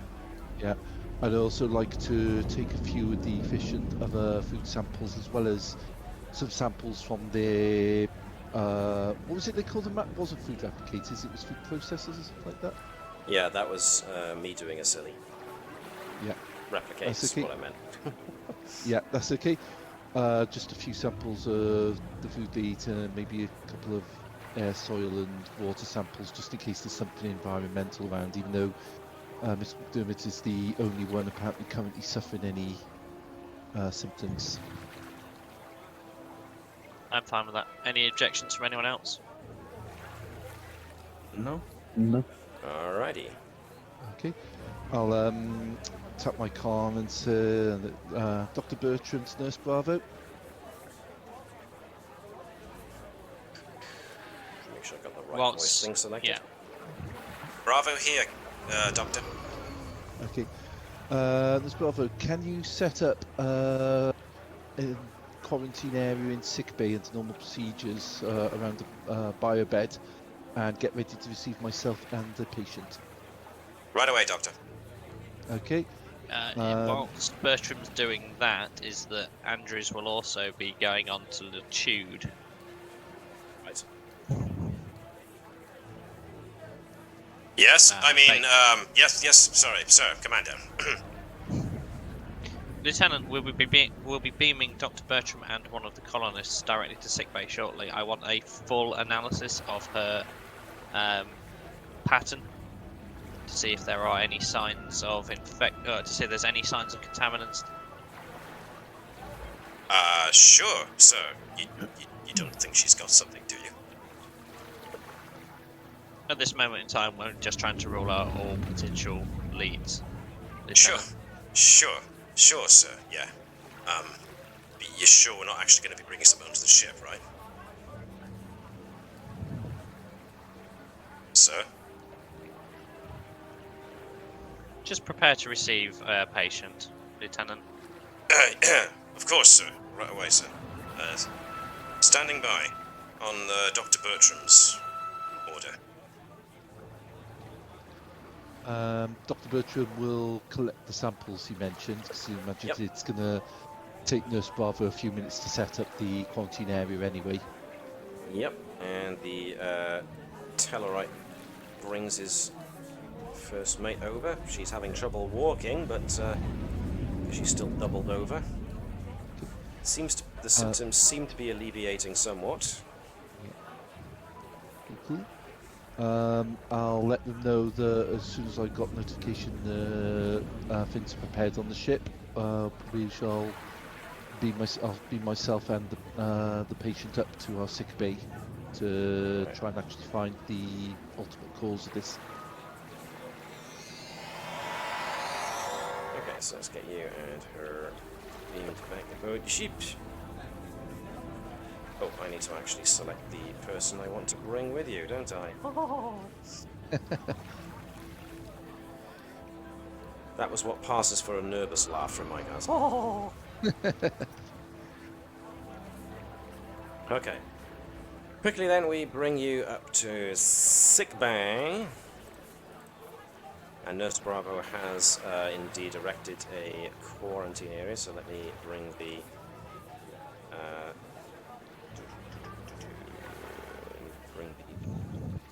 ambience to somewhere else. Okay. And a bit of a starship rumble. Actually, wrong one. Sickbay ambience is what we want. Either way. People getting better. So, yeah. You bring her up to sickbay, you conduct a couple of quick scans on her, but the anti-inflammatory is now making its way through her system, and she starts to relax, and she blinks a couple of times. Yeah. And she starts to come around, and she's well, as in come around, she starts to blink a lot, and then she looks around as if to say, you know, hang on, where am I? Miss McDermott,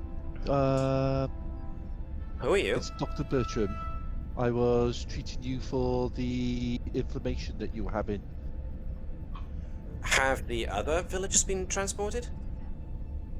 For this particular thing, no, it's just yourself due to the inflammation. I know my commander and away team are currently in your colony talking to discuss the matter of evacuation, but you're up here purely for medical reasons at the moment. What are you doing even here then? The Klingons could show up any minute, and you're just orbiting here? Listen, I don't care if you have to drag them kicking and screaming onto the ship. The Klingons will kill everyone. If you don't do everything possible to get them the hell out of there. I'm sorry, Miss McDear. That was our intention, but your colonists, as I understand, have been refusing to leave. That's why we came here, to try and actually persuade them. Oh, good God. Sorry, is there some sort of misunderstanding? We were under the impression that the colonists of Greenpoint Cove were united in this, which is why we came to try and actually use persuasion to convince them of the danger.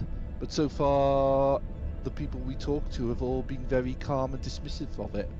Have I misunderstood something? I don't know. I mean, it makes sense, doesn't it? The Klingons are coming, and therefore we should all be, going. They don't want to leave? When you said that's what we told, are you not part of Greenpoint Cove? I'm part of Greenpoint Cove. I've been there since the founding of the thing.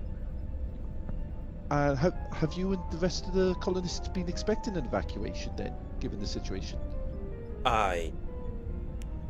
You know what? I can't quite remember. I mean, this is the first I've heard of the actual evacuation, I think. I'm gonna start some scanning on the bed, scanning for the issues you've been having, but also scanning to see if there's anything either to do with her mind or in her body that might be affecting mental processes. I'll also give a nod to Nurse Bravo to see if Bravo can detect anything that my scanners might not be able to. Okay, I will, since you've got 6 momentum and at the moment you're operating with ship's computers as well, you don't find anything, and that's the real maddening thing. Nurse Bravo can confirm that there's nothing actively hampering her mind that he can detect. But what Nurse Bravo does say is that he can feel Miss McDiarmid trying to think and remember, but he's finding that her mind, when she's trying to access her memory of the last couple of days, it's either taken up with being sick, the images of coming down with the stomach complaint. Yeah. The rest is all a bit blurred. Nurse Bravo will mention something along the lines of there's a feeling of being at home and being content before she fell sick. But it's kind of generalized, like asking any one of us normally to recall a specific day that was just, like any other day. Yeah. But she's got a lot of those, just like any other days going on in there. Okay. I'm going to ask her to wear a neurocortical monitor as part of the medical examination. Basically, because I've started to get quite concerned about this. If there's... Yeah, go on. Oh, sorry. I was go saying, on. if there's nothing currently happening, can I see if I can see any signs that there was any sort of effect, either chemical, biological, anything like that, she has recently stopped being under the effect of, like, say, a person who was, say, like, addicted to drugs, who for several days has basically had that removed from their system. See if there's any sort of, like, signs that something that was there has gone. If that makes sense.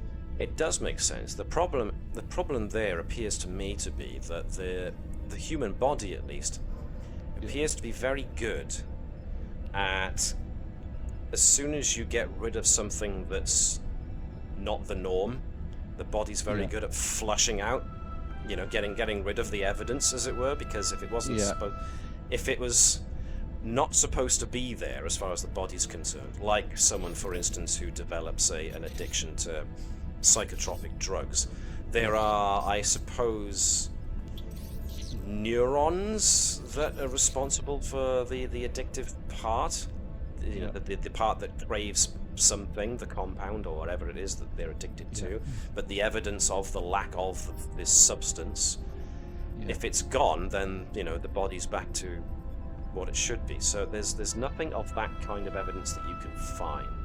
Before we go on any further with Dr. Bertram's investigation, let's dip ourselves back to those who are still in Greenpoint Cove,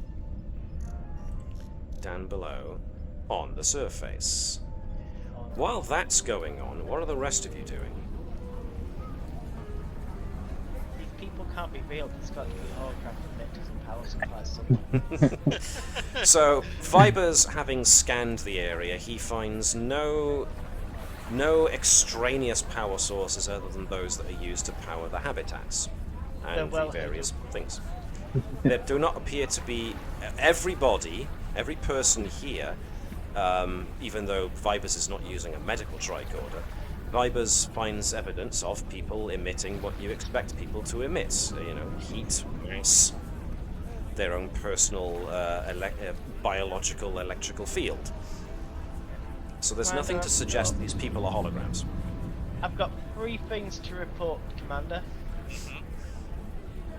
One, there is no unusual power sources or odd readings around indicating anything obviously hidden around these parts on a technological basis.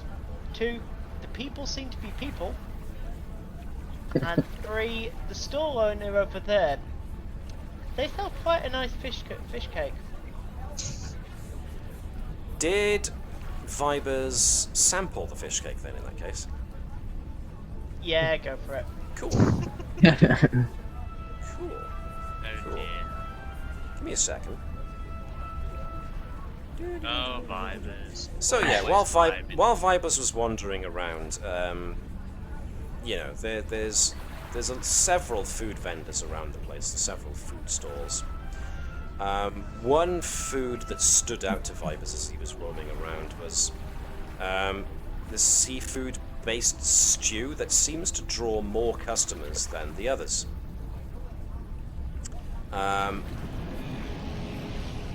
When Vibers went up to that specific stall, the stall owner proclaimed, and the stall owner in question would be this fellow over here. If you can see where I'm pinging.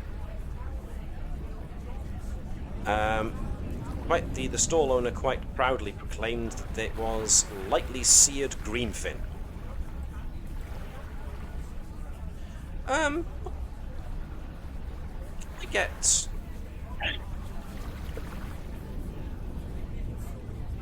So yeah, Vibers found it surprisingly tasty. Can I get you to give me a control and command roll, please? Difficulty 1. It's obviously for getting a good price, because there's nothing wrong with food. Cool. 1 success. Okay, cool. So yeah, pretty tasty stuff.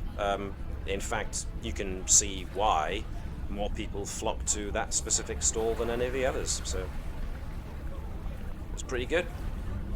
Pretty good stuff. But that was for when you were loitering around. So you've since done a circuit of the whole village, found like we suggested, no extraneous power supply, nothing that suggests remote hollow emitters or anything like that. Can I get you to give me that roll again? This time difficulty 2.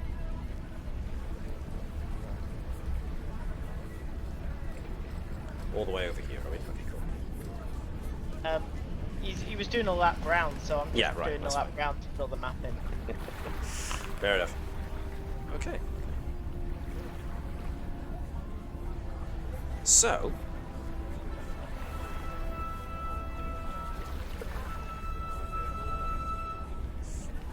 other than that,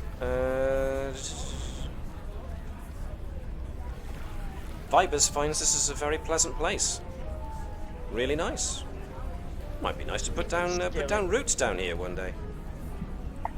It reminds me of Lirau's house on Kittimer when the Accords were going on, because that's quite a nice little spot we got. Now, with this happening so near to Bravo and Nova, are they picking up and changing Vibers' There's two of him. Well, Webby, if you wanna be Bravo and give me an insight and command check, and if Sean wants to do an insight and command check with Nova, that'll be fine. Telepathy is a foci. Aha. Yes, please. One success from Bravo, one success from Nova. Yeah, so Viber's coming back, proclaiming, yeah, the people are real, and they've got nice fish stall over there. Both Bravo. That's one momentum gone. One threat gone. Both Bravo and Nova get the feeling of, yeah, he's been around. He's had a look. He thinks it's quite nice here. It's a bit nostalgic. Yeah, that's it. I think it's probably worthwhile that we don't consume any wolf in the area, just in case.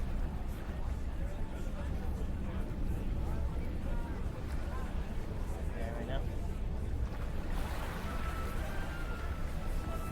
So, says Administrator Colin Joe, you've been around, you've had a look, you've actually helped out one of my people, thank you very much for that. And everybody here is content and happy. You've probably found that if you asked. What was that, sorry, Davis? How's your Klingon? My Klingon is as rusty as everybody else's, I'm afraid, but I'm sure we could manage with the Universal Translator.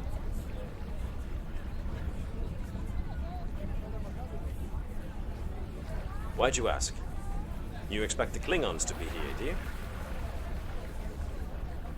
I'm sure if they arrived, they'd have a look and they'd go again, it's fine. I really disagree with your level of nonchalance about the Klingons. Have you actually been in conflict with... Have you ever encountered a Klingon vessel in battle? I used to be on a merchant trader, so I'm happy to say that the only time I've seen conflict is the aftermath, and that would be when I rescued my daughter here. See, so you have no idea what's been going on with the actual extent of the war. We just concern ourselves with living our lives here, and that's enough. This is nothing to joke about, and you remaining in this area is putting pressure on the Federation. The Federation is free to just leave us be. So, what happens if you are all taken prisoner? What happens if your daughter is taken and tortured or killed?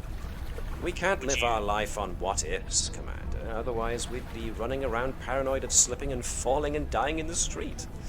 Right, with this line of conversation, is Andrews deliberately trying to push the argument to see whether she can get a response, an emotional kind of level of response? Okay, can I get you to give me an insight and command test of your own, then, please? Yeah, insight, good strong skill from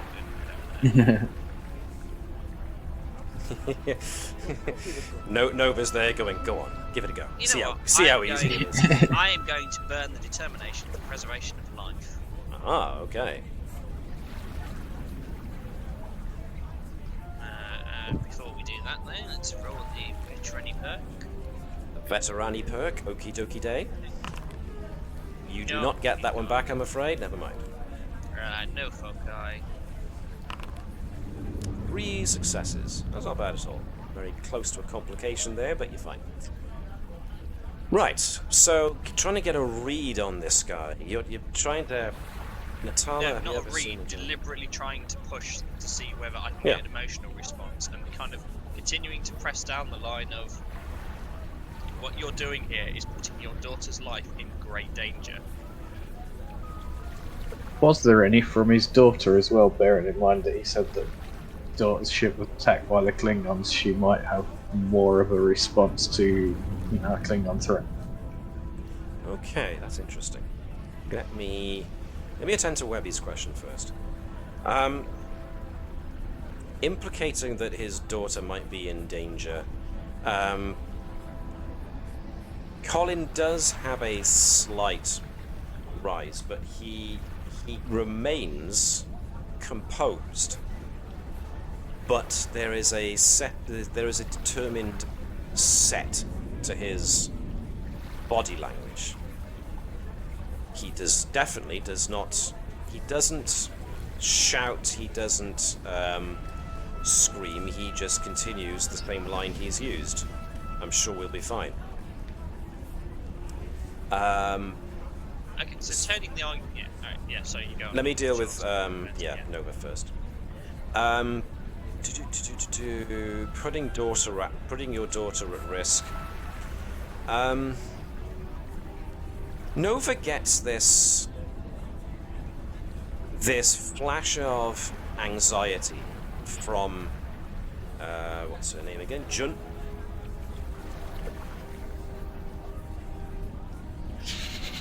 I am gonna actually. Did you? No, you didn't. I am gonna ask for an insight and command check from Nova again to get any more specific than that. Okay. Can I burn the momentum since we've full? You've got full pool, so if everybody's all right with that, Burn all of them. Burn it all. Burn all 6 to get 3 dice. I think we'll just stick with the 1. Do it. Do it. Okie dokie, I'll take the momentum. Wow, you've done it already, cool. 3 successes. Okay. Nova gets, and underneath that anxiety, Nova focusing as she is because she's keeping her attention on Jun, the daughter. The anxiety doesn't go in the direction that Nova expects it to. When one gets confronted with the idea of being maybe taken captive by a warlike race like the Klingons, you would imagine it would be a case of, you know, oh, Daddy, that sounds horrible. Please protect me from this. So there's like the anxiety is focused on an external what if kind of thing, like an external force. Yeah. What Nova reads is there's a jump in Jun's anxiety, but it becomes a possessive kind of anxiety, mostly geared towards her father, but there's a degree of that possessiveness also reaching out to the other people here in Greenpoint Cove. That she might lose what she's gathered around. So. I suppose that would be the best approximation of it, yes. Or is it anxiety that she'll leave the area, that she'll be forced to leave the area? You're not sure because you're dealing with emotions here. Well, I've got that then. Could I try and pursue an avenue of talking to her about adoptive Betazoid culture? So, obviously Nova's not really all that familiar with it, having never grown up with it, so she's going to start dropping in stuff from her Earth culture, so it'd be stuff that I think Andrews and other humans might pick up on, so like Super Bowl Sunday and big events like that. And so, just how they caved her culture, and just seeing the differences of how Betazoid's grown up. So what's exactly the aim here? Is Nova just trying to distract her for a moment, or is she just trying to alter Jun's focus and see what happens? Altering her focus so she doesn't feel as protected, and sort of trying to dive into the mentality of that as she's trying to take her focus away and drive it in different directions, see so she's anything else appears. Take her anxiety away and see what happens as a result. Okay. Yeah. Okay. Before I move on to that then, hold on to that and don't let me forget about that. Andrews has already done something. What was Edwards doing during all of this? Does Edwards have anything he would like to do during all of this? Not really much I think he can do at this point. Apart from watching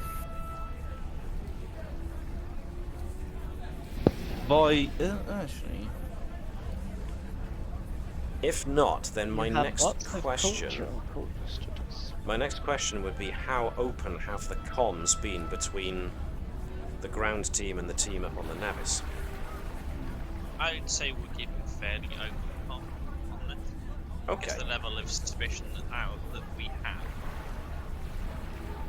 Can I get Vibers to once again give me a control and command check, please, but this one, difficulty 3.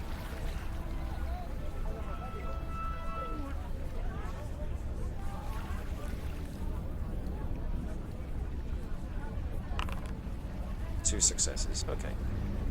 Vibers, yeah, really likes this place. I'm starting to feel quite possessive about it, actually. Paranoid about. It's fine, it's quite nice. Yeah, exactly. In fact, yeah, this place is so nice, you might actually settle here. This would be a nice place to live. Yeah. Meanwhile... It's like a few years till I give up the ship. Is he saying that out loud?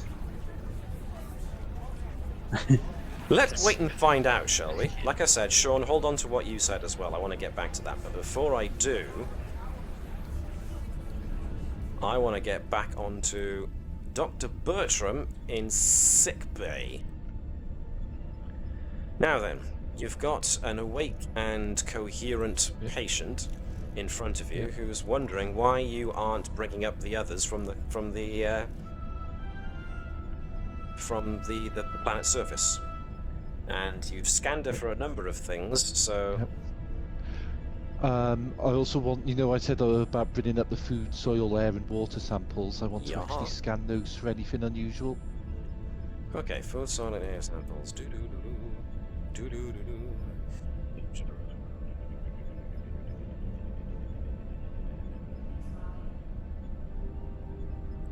Okay, so you get the impression from McDiarmid that she eats the same as everybody else. The food is either fished or grown. They can use food replicators. And like most of them, she eats she does like to eat that fish stew.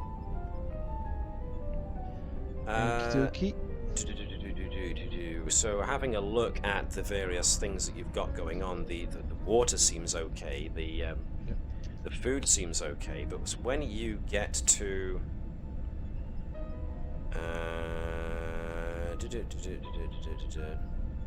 you find that McDiarmid hasn't been eating the fish stew for the last 2 days. She's been out on the ship and she'd taken just sandwiches with her. Right. Do I have any of the fish or the fish stew as part of the samples? You were taking soil samples and water samples. I don't remember anything about food samples. I think I did say I wanted to take, because remember I mentioned I wanted some of the fish, some of the stuff from hydroponics, and then I kind of messed up the name of the replicators while talking about it. Okay, so we can assume then that you do have a sample of the fish. Cool. No, I can beam you some more. It's great stuff. Come down and join me. Have some. Okay, so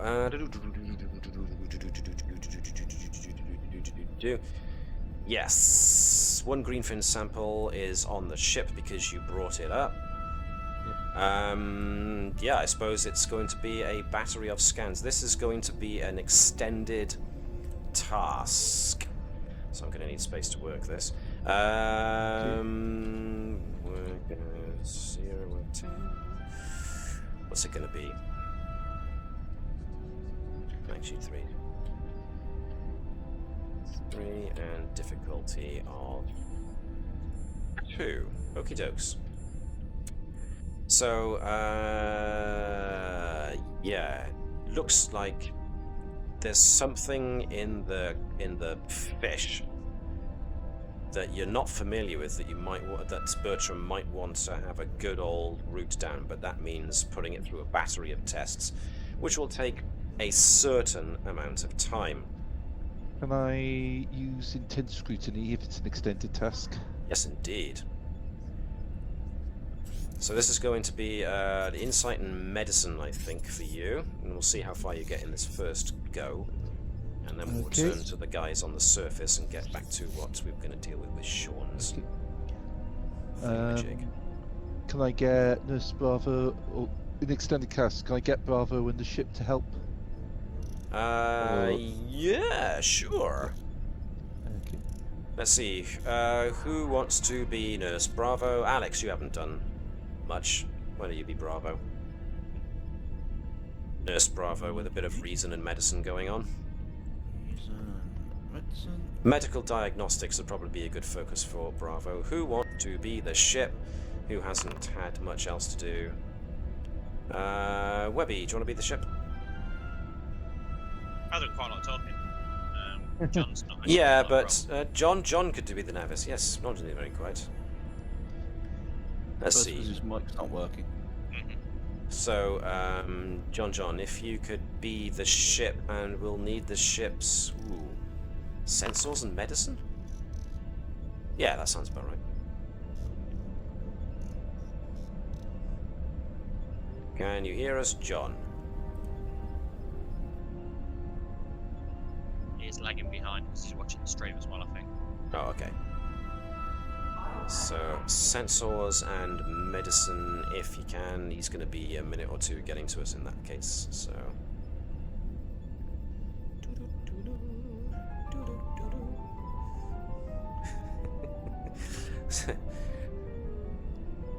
So who's got what ideas about what's going on at the moment? Fish! Today's fish is Today's fish. Do you know, I'm just going to say, none of this would have happened if they'd had a nice healthy plant and moss-based diet. None of this would have happened if sort of like Andrews had turned around and said, right, I'm done. Yeah, you can't bring them up forcefully. Too late. They all come up with their own fruition. What the report says, Commander. No, it doesn't. You can't bring them up forcefully. No, I'm pretty sure I can. What you mean is I shouldn't.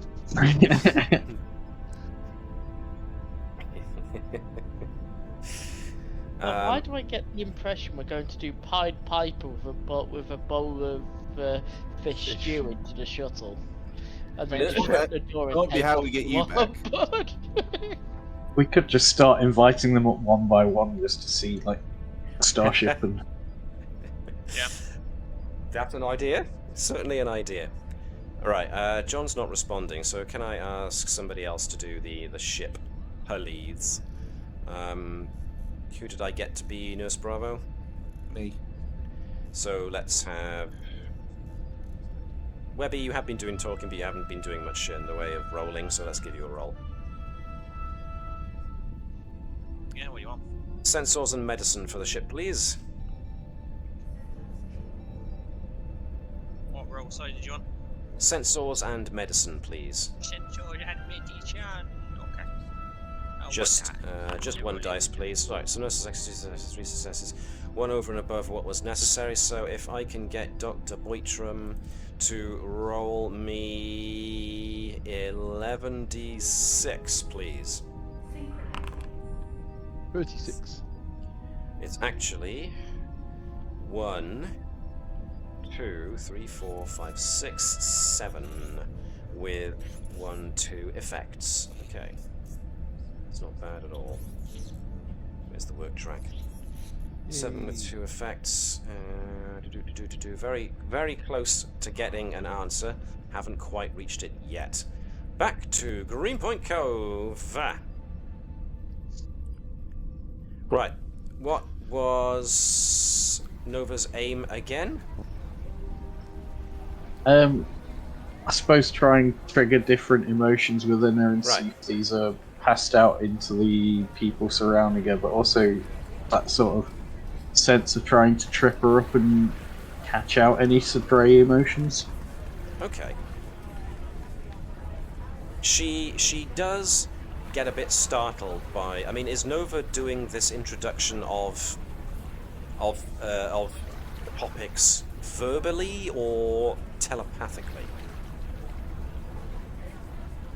That's my first question. I think telepathically, because she's trying to trigger the Betazoid side of things. So. Okay, cool.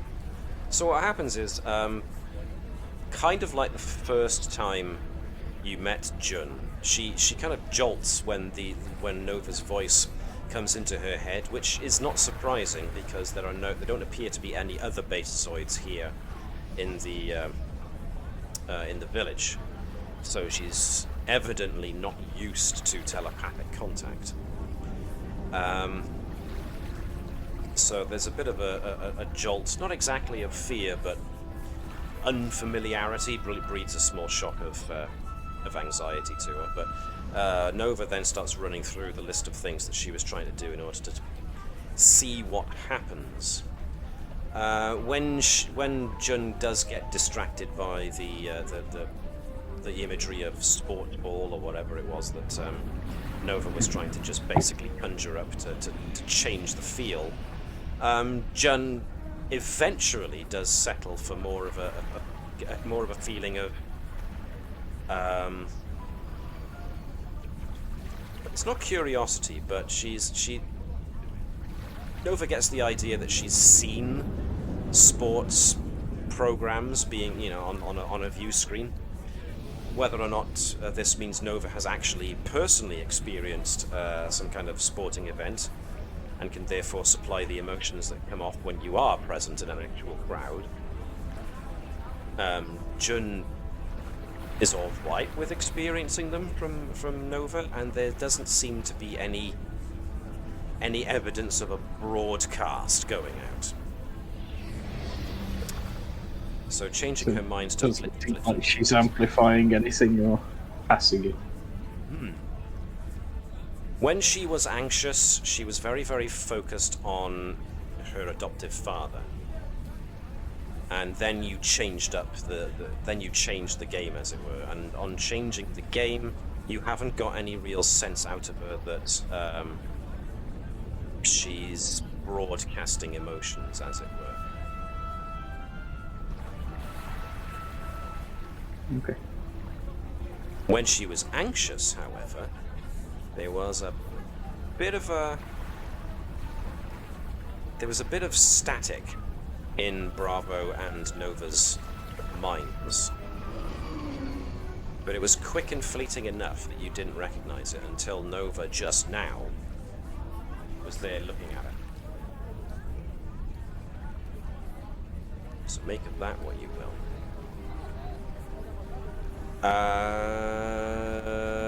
Bravo, keeping an eye on Vibers, is now finding that Vibers is really enjoying himself here. Edwards didn't have anything he had in mind to do, did he? I couldn't really think of anything I could do, to be honest. No, and that's pretty fair.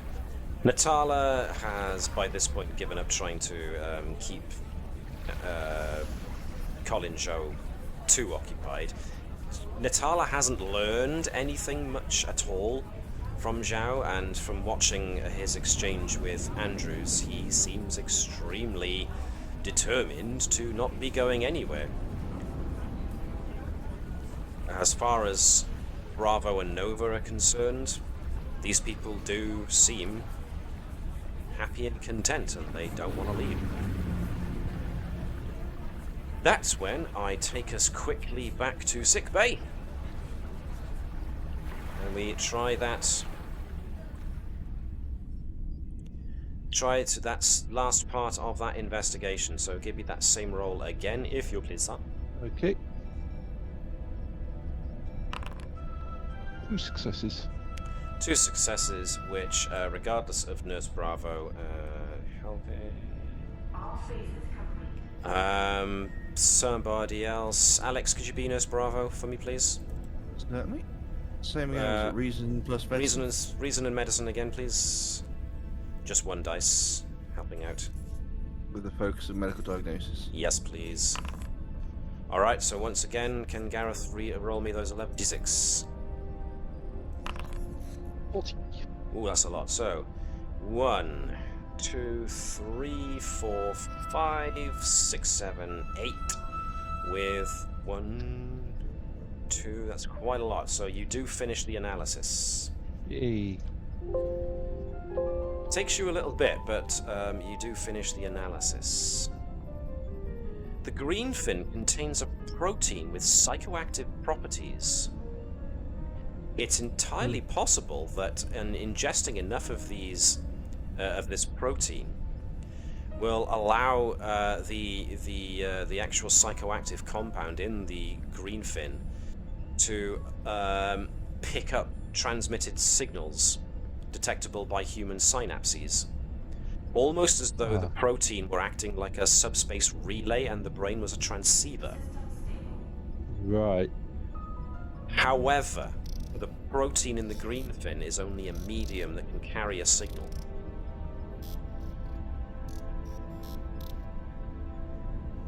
Right.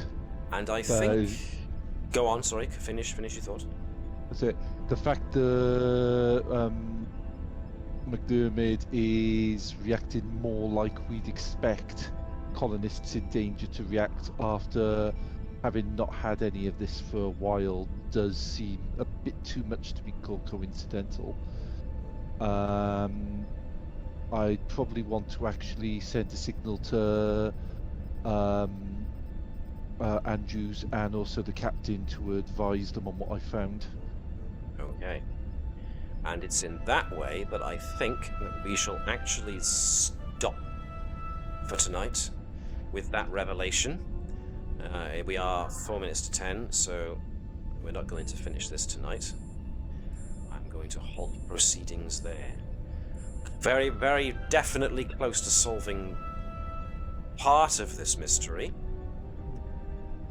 How it all ties in and what's going to happen next, we're going to have to wait until next week to see. So, yes, bit of an early finish, but you've managed to reach a good stopping point, I think. So I am going to stop us there for now, and we'll have to continue the investigation next week. So, before we finish then, is there anything anybody wants to mention? Maybe in the realms of leaving a note or two in the chat window of Foundry as a note to remember for next time, because sometimes leaving a note in Discord can get it lost in the pictures and the memes and the various other things. So yeah, anything anybody wants to make note of before we close things down here? I'll put a note to that, especially because I'm not going to be around next week. That's a good point. Yeah. Which is good, because we at least got to the bit where Dr. Bertram did solve that bit that we drug fish. Dr. Bertram did the stuff. Dr. Bertram did the medical side of this little mystery, so at least you got that. Suitable Substrate says, well done everyone, fascinating mystery, thanks for streaming, thank you for watching. Thank you. We shall definitely all obey the hypnocod. All obey the hypnocod indeed. Don't know what you're complaining about. It's a really nice place, and you need to join the Village Green Society. Oh God. Yes, indeed. So yes, The great are good. They're great or good. Yeah, something you ain't got. A great big bushy beard.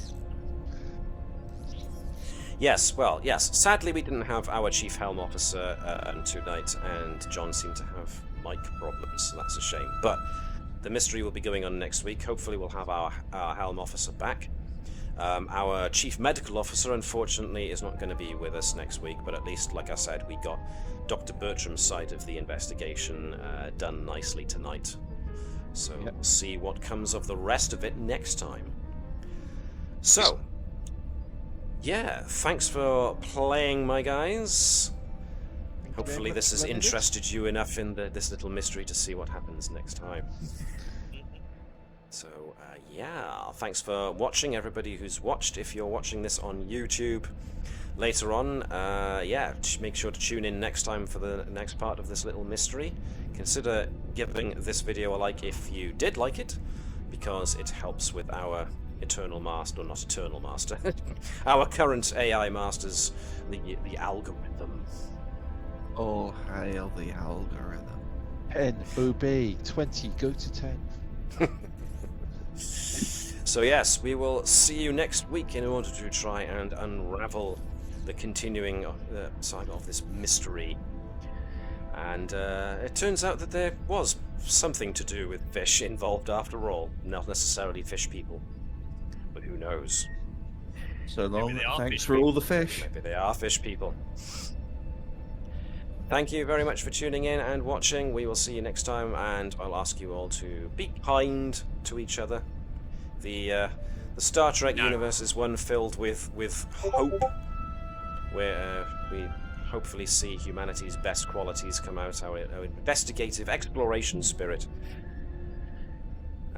Good luck to everybody who is facing hard times. Hopefully they get better for you. So ask everybody to practice infinite diversity and infinite combinations, just like the Vulcan state. And we'll ask you all to also live long and prosper as we close our hailing frequencies. See you guys.